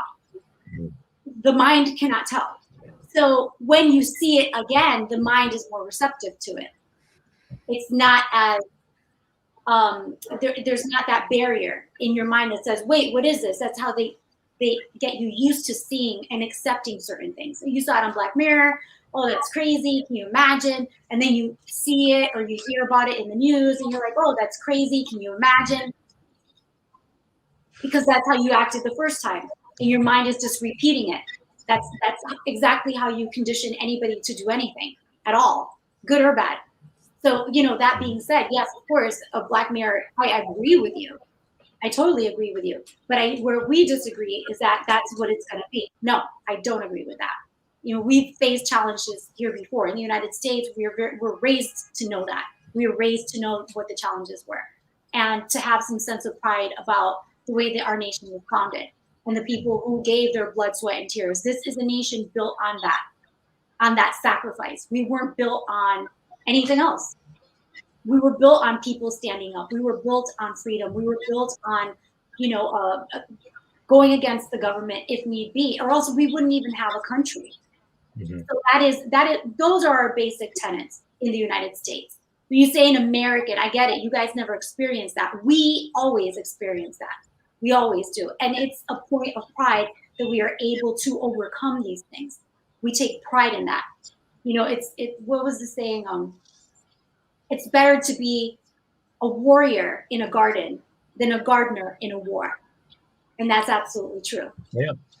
Pacifism. Yeah, but Canada's very much like the States that way. In my day, we were taught patriotism is a good thing. Nationalism is a good thing. We were taught to love country. We were taught to respect others. If you didn't like other people, you just stayed away from them, right? You avoided them. So, no, we were built the same way, but things went shitty here as soon as the introduction of political correctness started in the 80s. This country started on a downhill slide, and it's now a 9.0.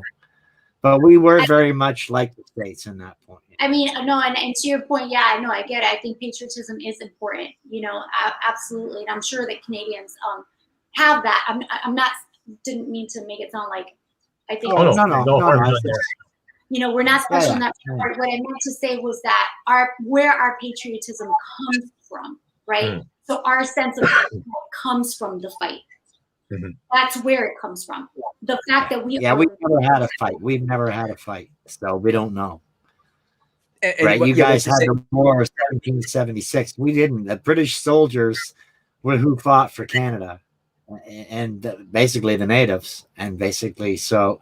We've never had a fight. We've never had a war on our land. We've never been invaded or attacked like you were at the Boston, at Pearl Harbor and all that. I mean, you've been attacked many times. Or 9/11. We have not. Why bring it to Why not 9/11? 9/11 affected the world, though, too. That was not just predominantly American thing. Us directly. It affected the world, but I was here for that. Yeah. We were literally affected. The rest of the world, it was secondary, tertiary. We were first impact. Yeah. So much different, thing to live with and through. So that's what I mean to say. Where our point of pride comes from is our ability and our willingness to stand up, our willingness to die for what we believe in. Our willingness to be brave. That is where our patriotism comes from, and always has. Whether you're talking about the revolution, whether you're talking about the Civil Rights Act, whether you're talking about 9/11, whatever the case may be, it's that vigor, right? And that confidence to move forward, regardless of what happens. We will figure it out. We will do it. We'll get it done. And we have that resilience here too. In our history, closest thing we ever came to a civil war was the 1837 Upper Canada Rebellion. And then the closest thing would be the Red River Rebellion thereafter in the 1880s, Louis Riel. That's where you see Sir John A. Macdonald being more of a bigot compared to what the left is saying at the time, because he did not appreciate the Métis stance.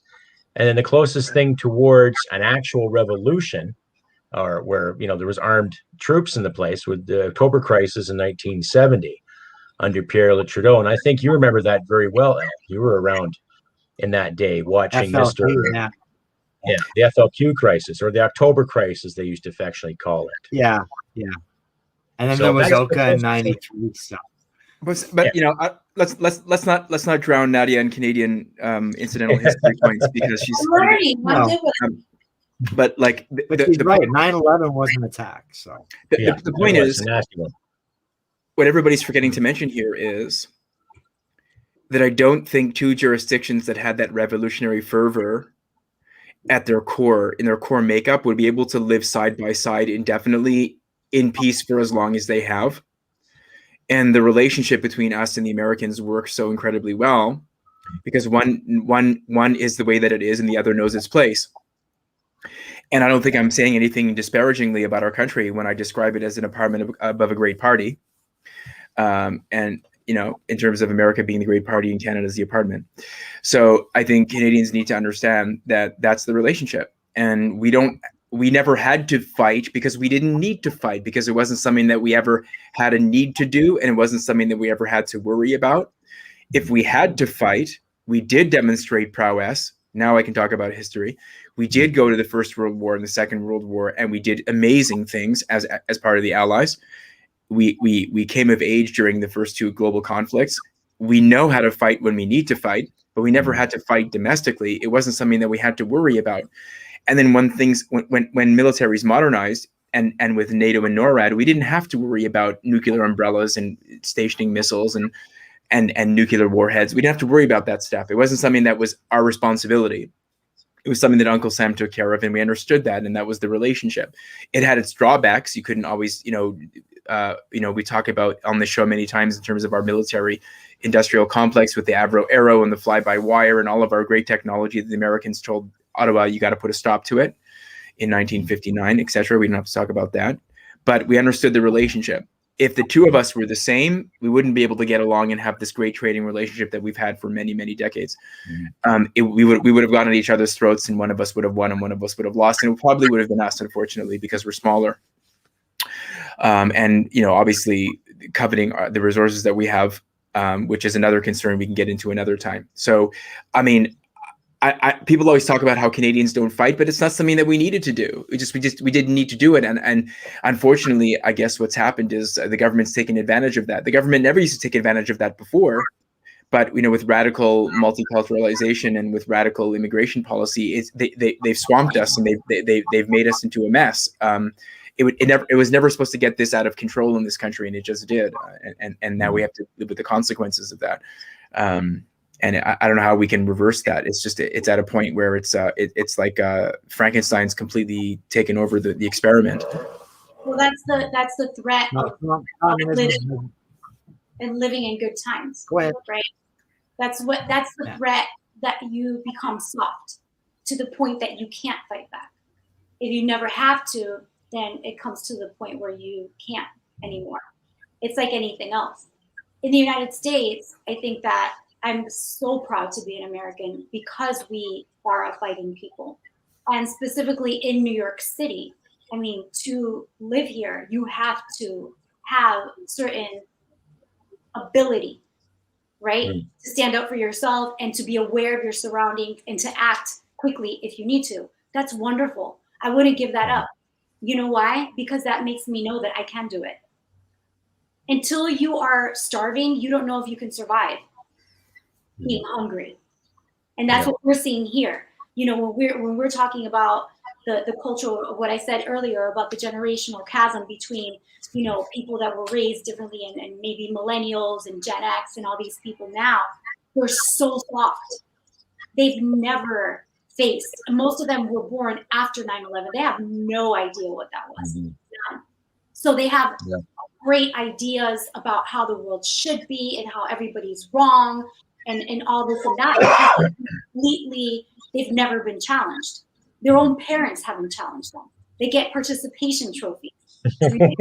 Yeah. Bill Maher made a good point about that. One of his I shows. love Bill Maher. He's brilliant. I just he's hilarious. How you doing today, buddy? Oh, how's it going today, buddy? How you feeling? Oh, you want to do your homework, buddy? Oh, that's okay. And then he'd make reference to when he was a kid, get in the fucking car. I heard that when I was a kid.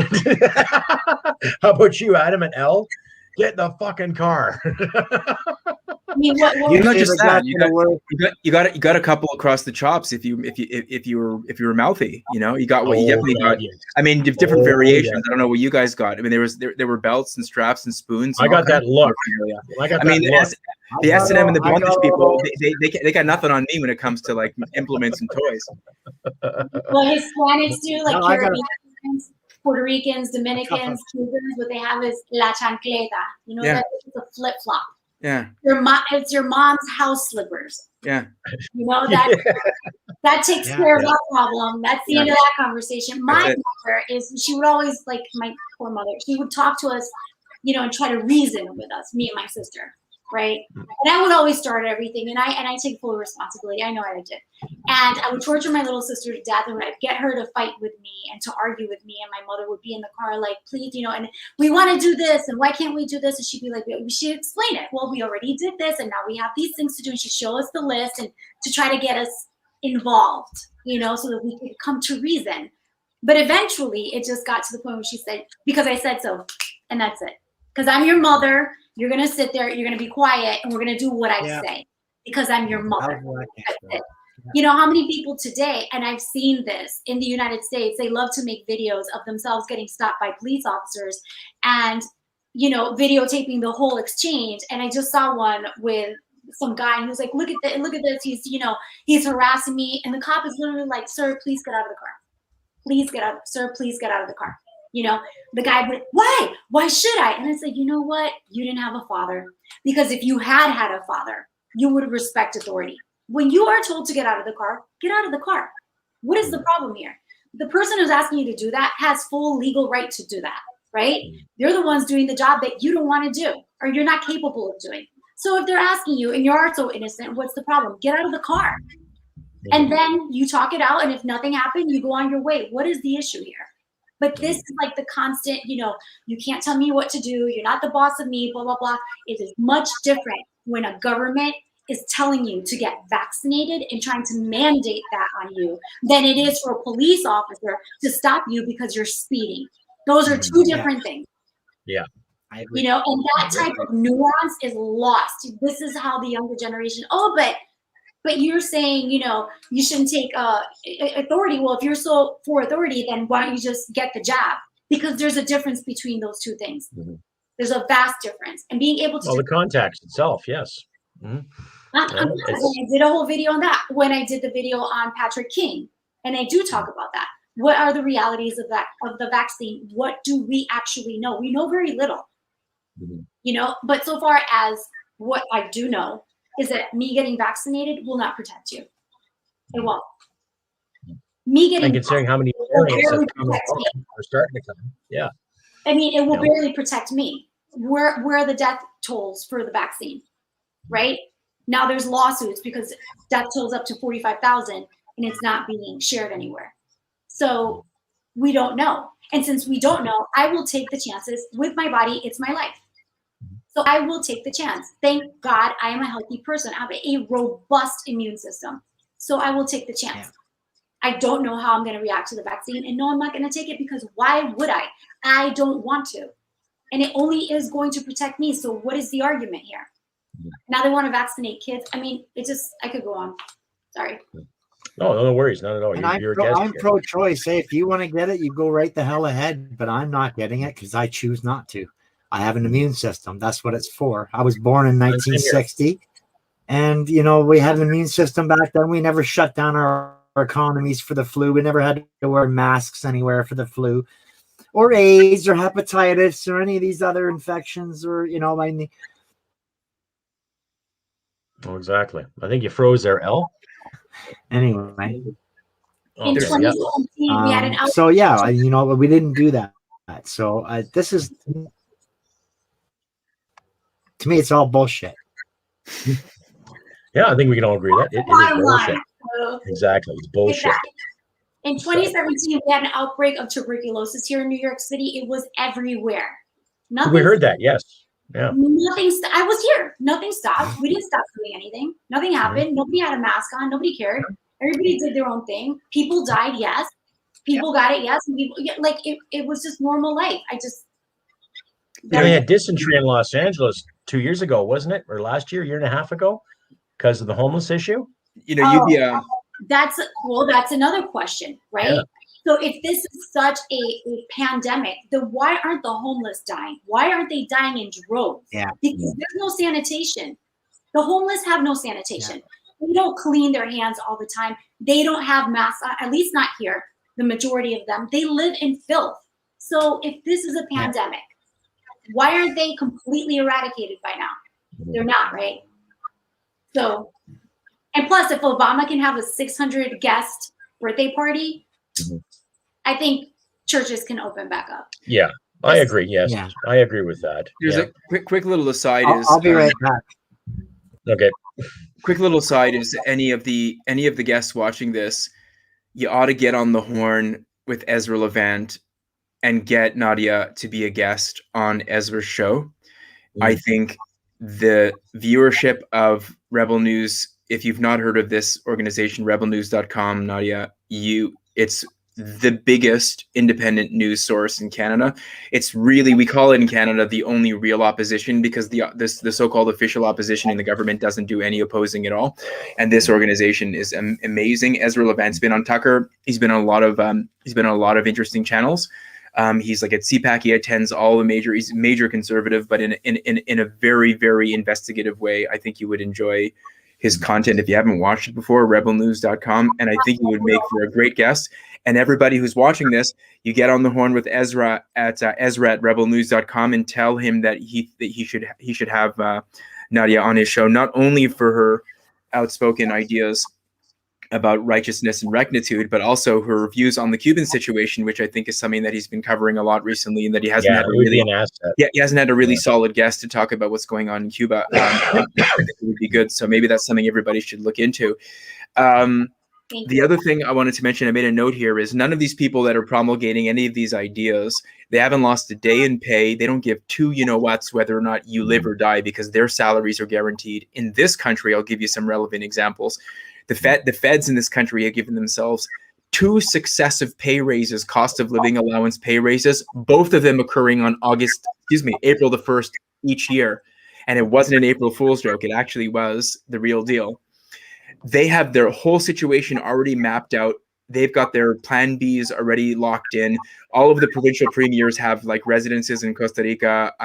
The premier of Manitoba has his house in San Juan. They all have houses in France and in other places if they have to F off and boogie out of here. So they don't care whether this works or that doesn't work. It doesn't matter. There's kickbacks galore. The pharma companies are giving them kickbacks and things that are being declared and not declared. The Prime Minister of he's locked in for life, whether he chooses not to be the Prime Minister of Canada anymore. He's got a plush seat at the UN as the next Secretary General, most likely, I suppose, at some stage when he chooses not to be the Prime Minister of Canada. It's pretty sickening. With the vaccine stuff, like I said at some stage in my piece, but I'll say it again, it's not about COVID anymore. It's not about health. It's not about flattening curves. It's not about minimizing the ICU bed occupants. It's not about the virus.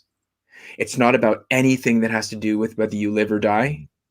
Now it's all about laying the pipe in for the type of very strict controls that they've wanted to do all along. And they've wanted to do it in many instances. For example, they wanted to do it in the whole climate situation. They could never make it manifest enough. COVID fell into their lap like a plum. And it was like beauty. And so all the stuff they wanted to do to lay in the controls, it's already there. That's why I said once the Vax Pass is in, that's just the gateway drug, so to speak, to everything else that they want to do in terms of iron controls in your life. They're never going to give that up. Once they put that into place, they're going to love that. They're going to milk that thing for everything they could possibly want to milk it for. And the frustrating thing is that they've made it a whole debate about whether you got the thing or you didn't get the thing. And then, did you get this cocktail? Did you get that one first and this one later? And when did you do it? Did you wait your extra 2 weeks and 2 + 2? And we're getting into debates whether it's legal, if you can ask me that. And you know how we say here, I'm going to say something that's a little bit crass, but you guys will laugh. And people will say, you get your jab. And I'm like, do you like anal sex? They're like, excuse me? I'm like, excuse me? Nadia's already guessing what I'm going to say, right? Excuse me? Well, since we're asking each other questions that are none of our business, I figured I'd ask you one too, right? So you know, like, did you? But like sometimes when I'm in that mood, I do it, you know. So, but I mean, and the polite way to say it is like, I don't really think the way I do it now in the polite way is like, I think you should check with your lawyer first before you ask me that. I'm not sure you can legally ask me that question. Once you get your clearance from your lawyer, I'll think about answering you. Is it okay? And they're like, what? And I'm like, well, you know, like trying to like confound them with a question. If you can think that fast on your feet, and unfortunately not all of us do, because like you're in flagrante delicto and you're not in, you have no idea. And maybe the answer would be to have T-shirts that say all questions must be submitted in writing. That works. Yeah. That might be an idea for my next merchandise. Yes. There you go. All questions must be submitted in writing. Yes. Yeah. And signed by your attorney, your crown attorney, or your district attorney, whoever it may be. Yeah. Right. That's a fair question. And don't forget, right now, ladies and gentlemen, we'll take some questions from the audience. Oh, sorry, Adam. Nobody dies from anything anymore except COVID. Nobody dies from anything anymore. There's nothing else bad in the world except COVID. Miracle. We have no other diseases. It's exactly. That means everybody with AIDS, everyone with cancer, everyone with terminal heart disease or brain diseases or any kind of mental condition. The only thing I'll get you is COVID, right? So, you know, that's Garden of Eden, baby. Exactly. Yeah. I shall eat thy fruit and talk to thy snake. Exactly. So, okay, ladies and gentlemen, we're at the point of the show right now where we'll take some final questions before we shut down another successful edition of Fastball Sunday. I'm your host, Krusty Canuck. With us is Elsa Rossetti, Adam Daniel Mazet, and the newly added guest today, New York Nadia. So please hand your questions in as soon as you can before we shut this down. Let's see, from Maggie May here. You don't die from COVID, you die with COVID. So they say. Yeah, so they say. There have been a couple situations down here in Alberta where a gentleman, I don't know the whole story, I'm paraphrasing here from what I read, but he needed to get his pacemaker sorted out, and he couldn't do it because of the COVID restrictions. He died, and the nurse asked his spouse, would you like to say on the death ticket that he passed away from heart complications or COVID? And when I heard that, I'm like, when do they give you a choice in what you die from? Like, if you come in with a GSR, a gunshot wound, and you bleed out and you can't get looked after, do you die from a migraine? No, it's a GSR. If you have cancer and it gets the best of you, do you die from HIV because you had cancer? No, you die from cancer, or you die from a GSR. That's where it goes. That keeps everything legal. Right? Then the question becomes, Krusty, right? The question becomes, could that make a difference in how much money you get from the insurance company? And possibly. Yeah, it's got to be money. It's got to be a money trail for sure. It's all being monetized. I know in the United States, for example, per intubation, the hospitals received $40,000 per intubation. But yeah, that's per patient. Yeah. Per patient. Yeah. That was right, per intubation. So if a person came in, whether or not, right, if you're getting $40,000 straight off the bat, are you going to do it or not? Oh, of course. $1,000 per case. Hospitals are so overwhelmed. You got time for these very elaborate drone shots, TikTok videos. I mean, it's very busy over there. No, they're so overwhelmed that right now in the United States, if you are not vaccinated and you're a healthcare professional, they'll fire you. And I thought we were overwhelmed. How could you get rid of your staff if you have patients overwhelming your hospital? That's the thing. And we've had it out here too. Adam, you've seen it in Toronto. Elle, you've seen it in your area. Oh, well, we've seen it in our area too. Nurses being fired because they're speaking out against it. Right? So then where's the outbreak then? What happened to that? Yeah. Because in the beginning when there was no vaccine, remember, these people were heroes, right? Yeah. And now that there is a vaccine, oh, you're a spreader if you don't take it. Wait, but I was just a hero. Yeah. You're overcome, but yet you're willing to get rid of staff. Where's That's gratitude for you, huh? That's gratitude. Where's the math? Explain it. Sons of bitches.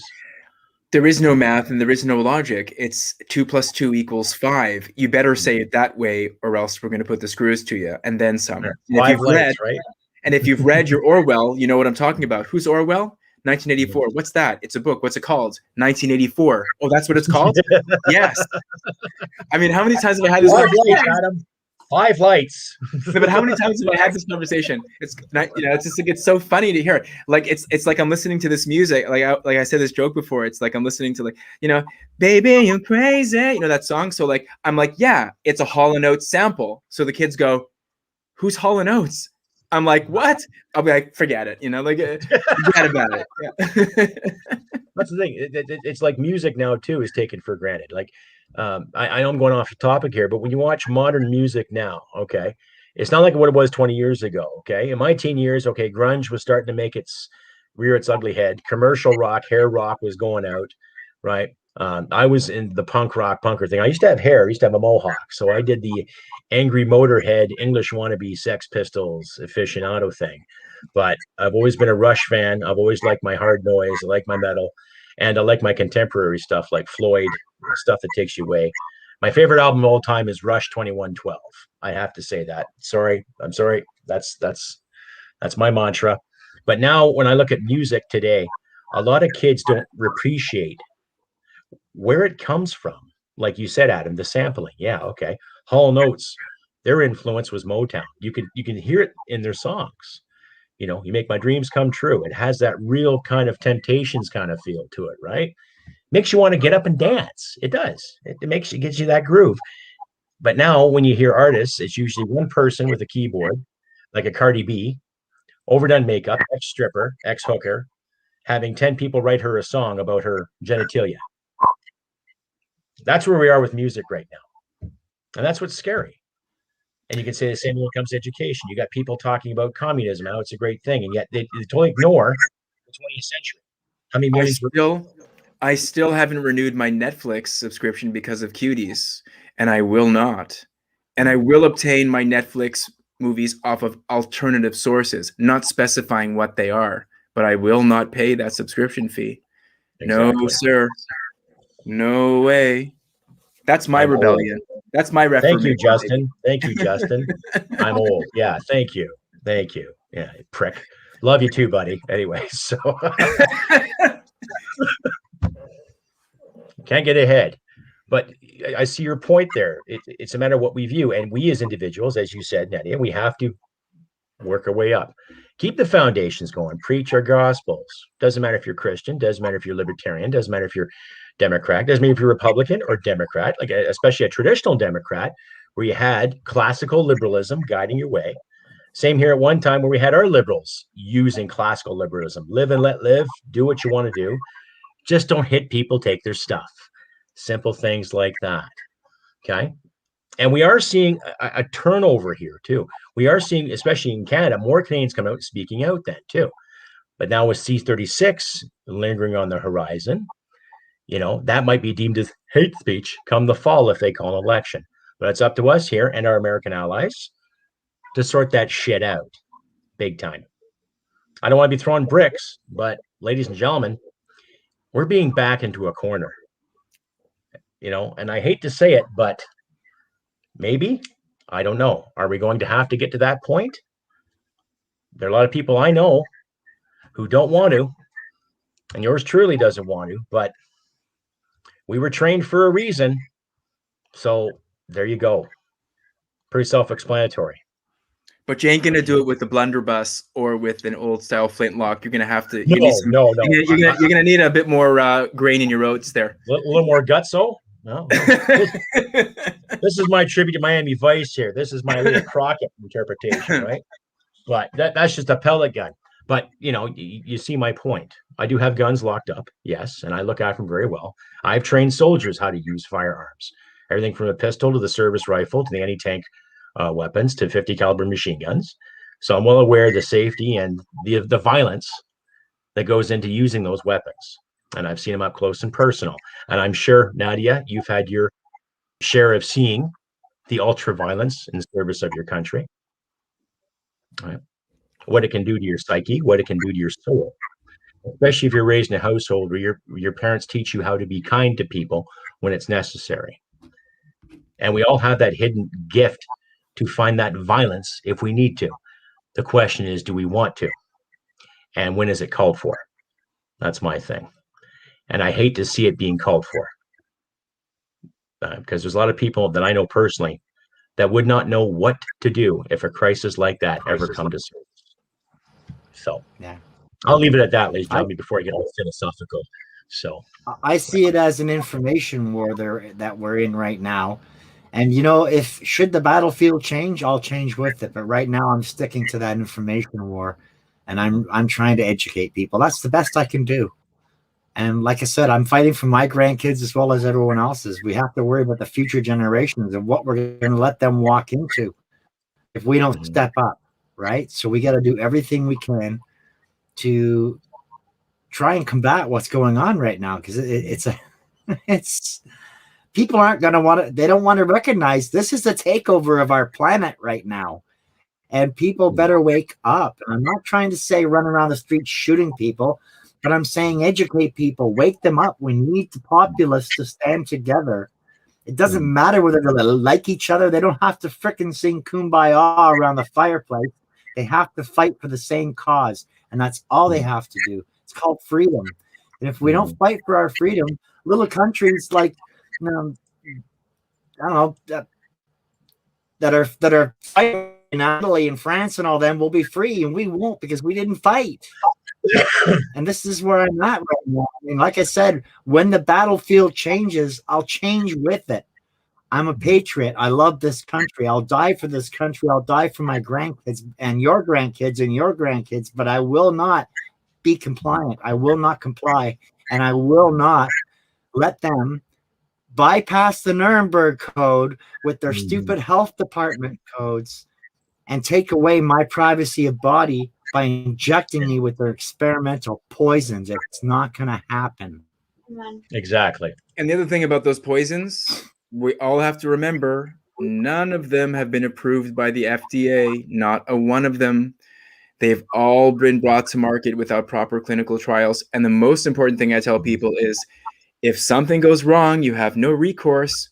Zero. Not like in the old days where you could take somebody to court in a class action or whatever. You are completely fly in the holding all by yourself. So whatever you come down with, and you might not see this for generations to come, you might give birth to progeny and they may have problems that have been sort of like the knock-on effects of this thing generations onward. You have no idea how this thing actually functions. I wanted to make a little joke about it. This is like Sarah Connor and Kyle Reese a decade before the nuclear holocaust hits and Skynet takes over. Now you understand why the Terminator had to come back and put an end to her. That's the time that we're living in right now. You can make that change. You can make that choice. Terminator doesn't have to come back. Skynet doesn't have to take over. You can take it to the bank. That's a new movie, by the way. Yeah. And I just want to remind everybody once again who missed this point, get on the horn right now. Everybody email Ezra Levant and tell Ezra Levant he has to have New York Nadia as a guest on his show, not only for her outspoken views about conservatism and righteousness, but also about her views about Cuba and what's going on right now. I think she would make an amazing guest, not just for Ezra's viewership, for all of Canada. I think we need to introduce Canada to Nadia. That's what I think, and vice versa. And there's a lot of Cuban Canadians that have protested. Lots. In Calgary and in Toronto, your area especially. Lots of Cuban Canadians. Canadians are saying, no, enough of this regime.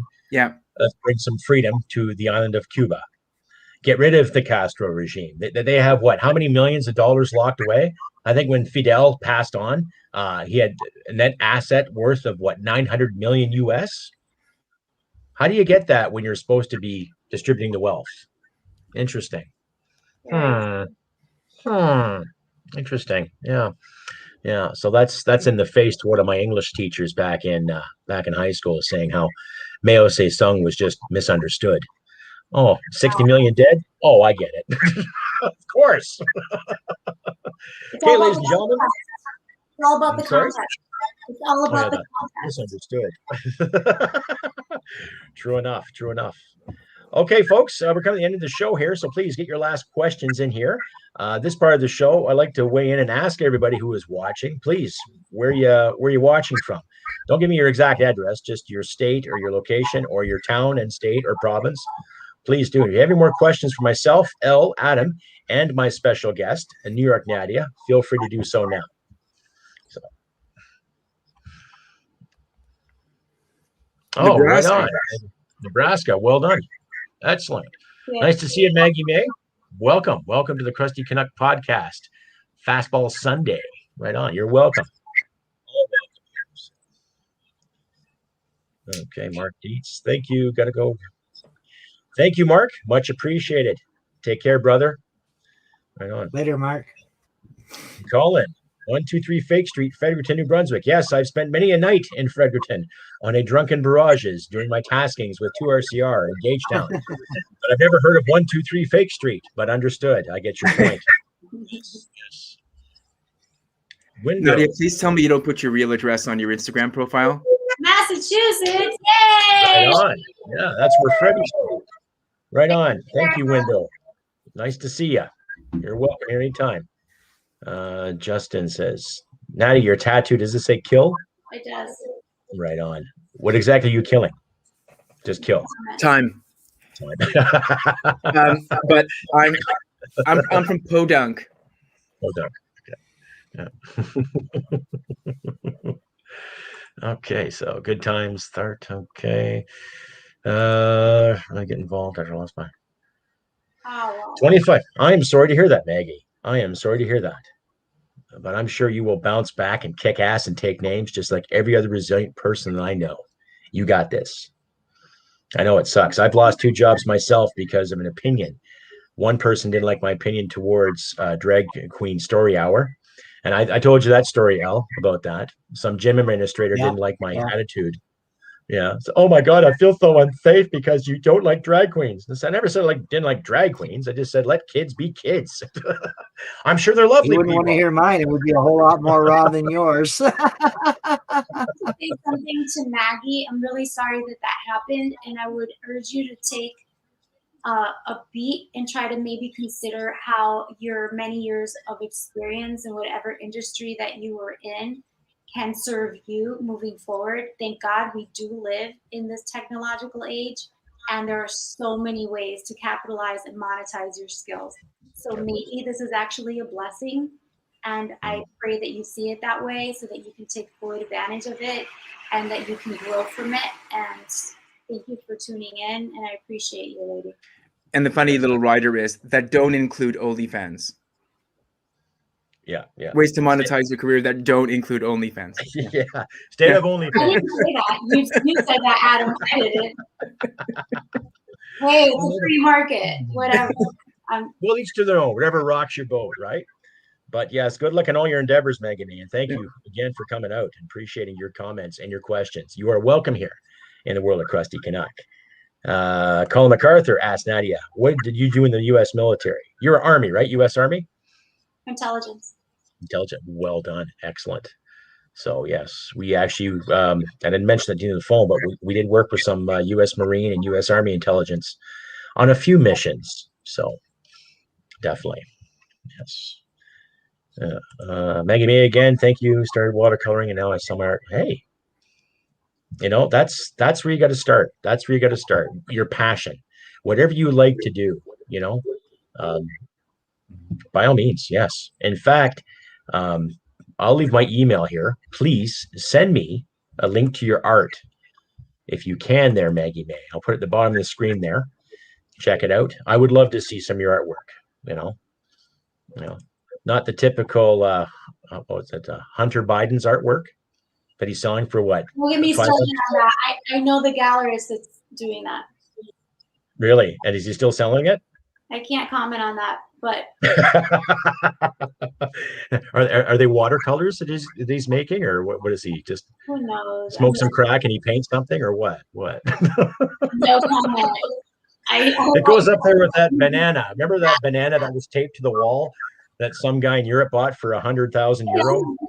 that was brilliant. I say more to him. You know what? He made his point. People forget. I'm an artist, so I was raised up in art. So art and politics are my big ones. But people forget that art is not compliance. Art is revolt. Art is trying to tell you something. I think that piece told us all a lot. And I would. Yeah. yes. Gullibility. And that was the point of it. Yeah. You know, people are like, oh, that artist, that's number one. Number two, also being aware that the art market, the art industry is a great way to, you know, wash money. It is. I'm just putting it out there. Everybody knows that. Oh, sure. We've heard of stories of cocaine being shipped in certain frames and certain transactions being done. No, it's better than that. It's better than that, Sarge. I could take all of these millions of dollars and put it into one movable piece that I can hang on a wall that nobody really pays too much attention to. Yeah. And all the proceeds are locked up in that one Sotheby's piece right there that's on the wall. That's the beauty of it. In plain sight. They're Hiding clever. things in plain sight. They're clever. The cartels, they're hiring all the top minds out of all the Ivy League schools. Believe you me, they've got recruiters there too. Well, there was a case in Windsor, Ontario, about 20 years ago where they're shipped CDs across the border, and you know the side jacket there where you flip open the CD and you still got that gap of plastic. Yeah, you know, throwing some coke in there. There you go. So you bring in 20,000 CDs. Yeah, that's physical. That would be the physical product. This is money laundering. You know what I mean? This is, hey, do this for me. Here's $5 million. I can't give you $5 million for your whatever campaign, but I can buy a work of art. But here's this one. It's state sanctioned. It's being done by the president's son. And if Trump would have done anything that was even a scintilla anywhere close to this, the media would have been feasting on this for months. But guess what? Crickets, tumbleweeds. You don't hear big time. Big time. You don't hear a thing. But the media's fair. The media's exactly balanced, Adam. That's right. Media's balanced. Fair and fair. Yeah. It does its job. The fourth estate. Anyway.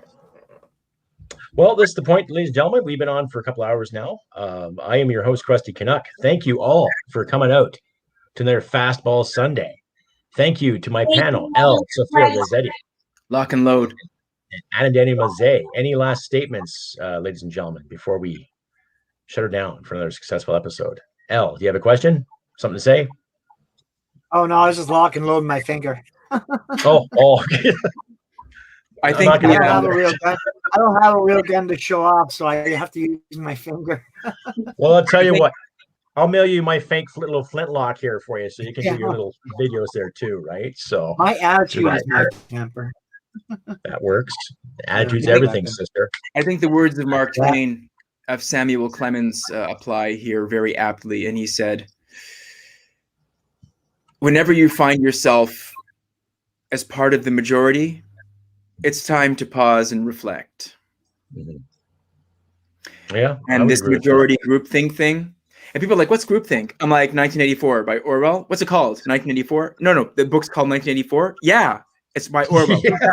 Anyway, but just put up a visual. There you go. Yeah. No, Sarge, you got to take it over the head and go boom like that. Like you have to and then they go myself or them. No, not you. I get you. Okay, yeah. But anyway, it's self-explanatory, folks. Do that trick. Keep 10 a dozen copies in the trunk there or in your bag there, and just you talk to people. It's like giving out it's like giving out religious literature, but a religion of a different kind, the opium of the masses kind. Yeah. Anyway, sure enough. And from our special guest this evening, Miss New York Nadia, do you have anything else you'd like to leave on? Just want to thank you all for this great opportunity. It was such a pleasure to meet all of you. I'm just grateful. I'm just very grateful. Thank you so much. Not a problem. You are welcome here. You are a friend of the Krusty Canuck podcast, by all means. So, ladies and gentlemen, once again, if you like and hear what you see from the panel here, Sunday Fastball may not happen in the next couple of weeks due to my work schedule, but please pay attention to my community page on YouTube and on Facebook for updates on that. I like this panel. We're going to try to keep it going as strong as possible. However, we might change the name in the future. Hang Maybe on. change the format. That's classified. Classified? It's my show. The fact that you'll be away for the next couple of Sundays, that's classified. Ooh, that's true. Classified, true. Yes, I shouldn't have said that. I should be saying I was more constructive. That I'll be out working for a living. Keep my lights on. There it is. That might work. But anyways, please. Thank you, Adam, for that little tidbit of information. Yes. That I'll be updating as much as I can. So please pay attention to my YouTube page and my Facebook page for updates and all that. I want to thank my guest again, Miss New York Nadia. You can also find her on Instagram, and I'll leave the linger at the bottom there for her. So for you, the audience, can check her out. Great work, great videos. Check her out on YouTube. Excellent videos, just right to the point, in your face, and honesty. And that's what we're lacking today. Honesty, real transparency, right? And once again, I want to thank my panel for coming out too, Elle, Adam, and once again, Miss Nadia. I want to thank you, the audience out there, for tuning in and sending in your questions and your kind comments and your figures of support. Thank you very much. Without you guys, this podcast would not be possible. I'll try to get an episode again up this week, probably maybe Thursday, but I start my new job on Tuesday. So I'll be working pretty hard, night shift again. But like I said, I got to keep the lights on.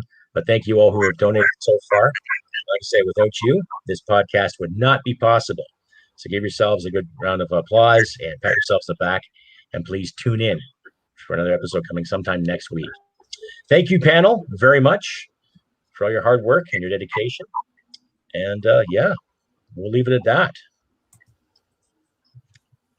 Alrighty, take care. And like I always say, ladies and gentlemen, humanity and merit wins the day. All the best and see you next time. Bye for now. Bye.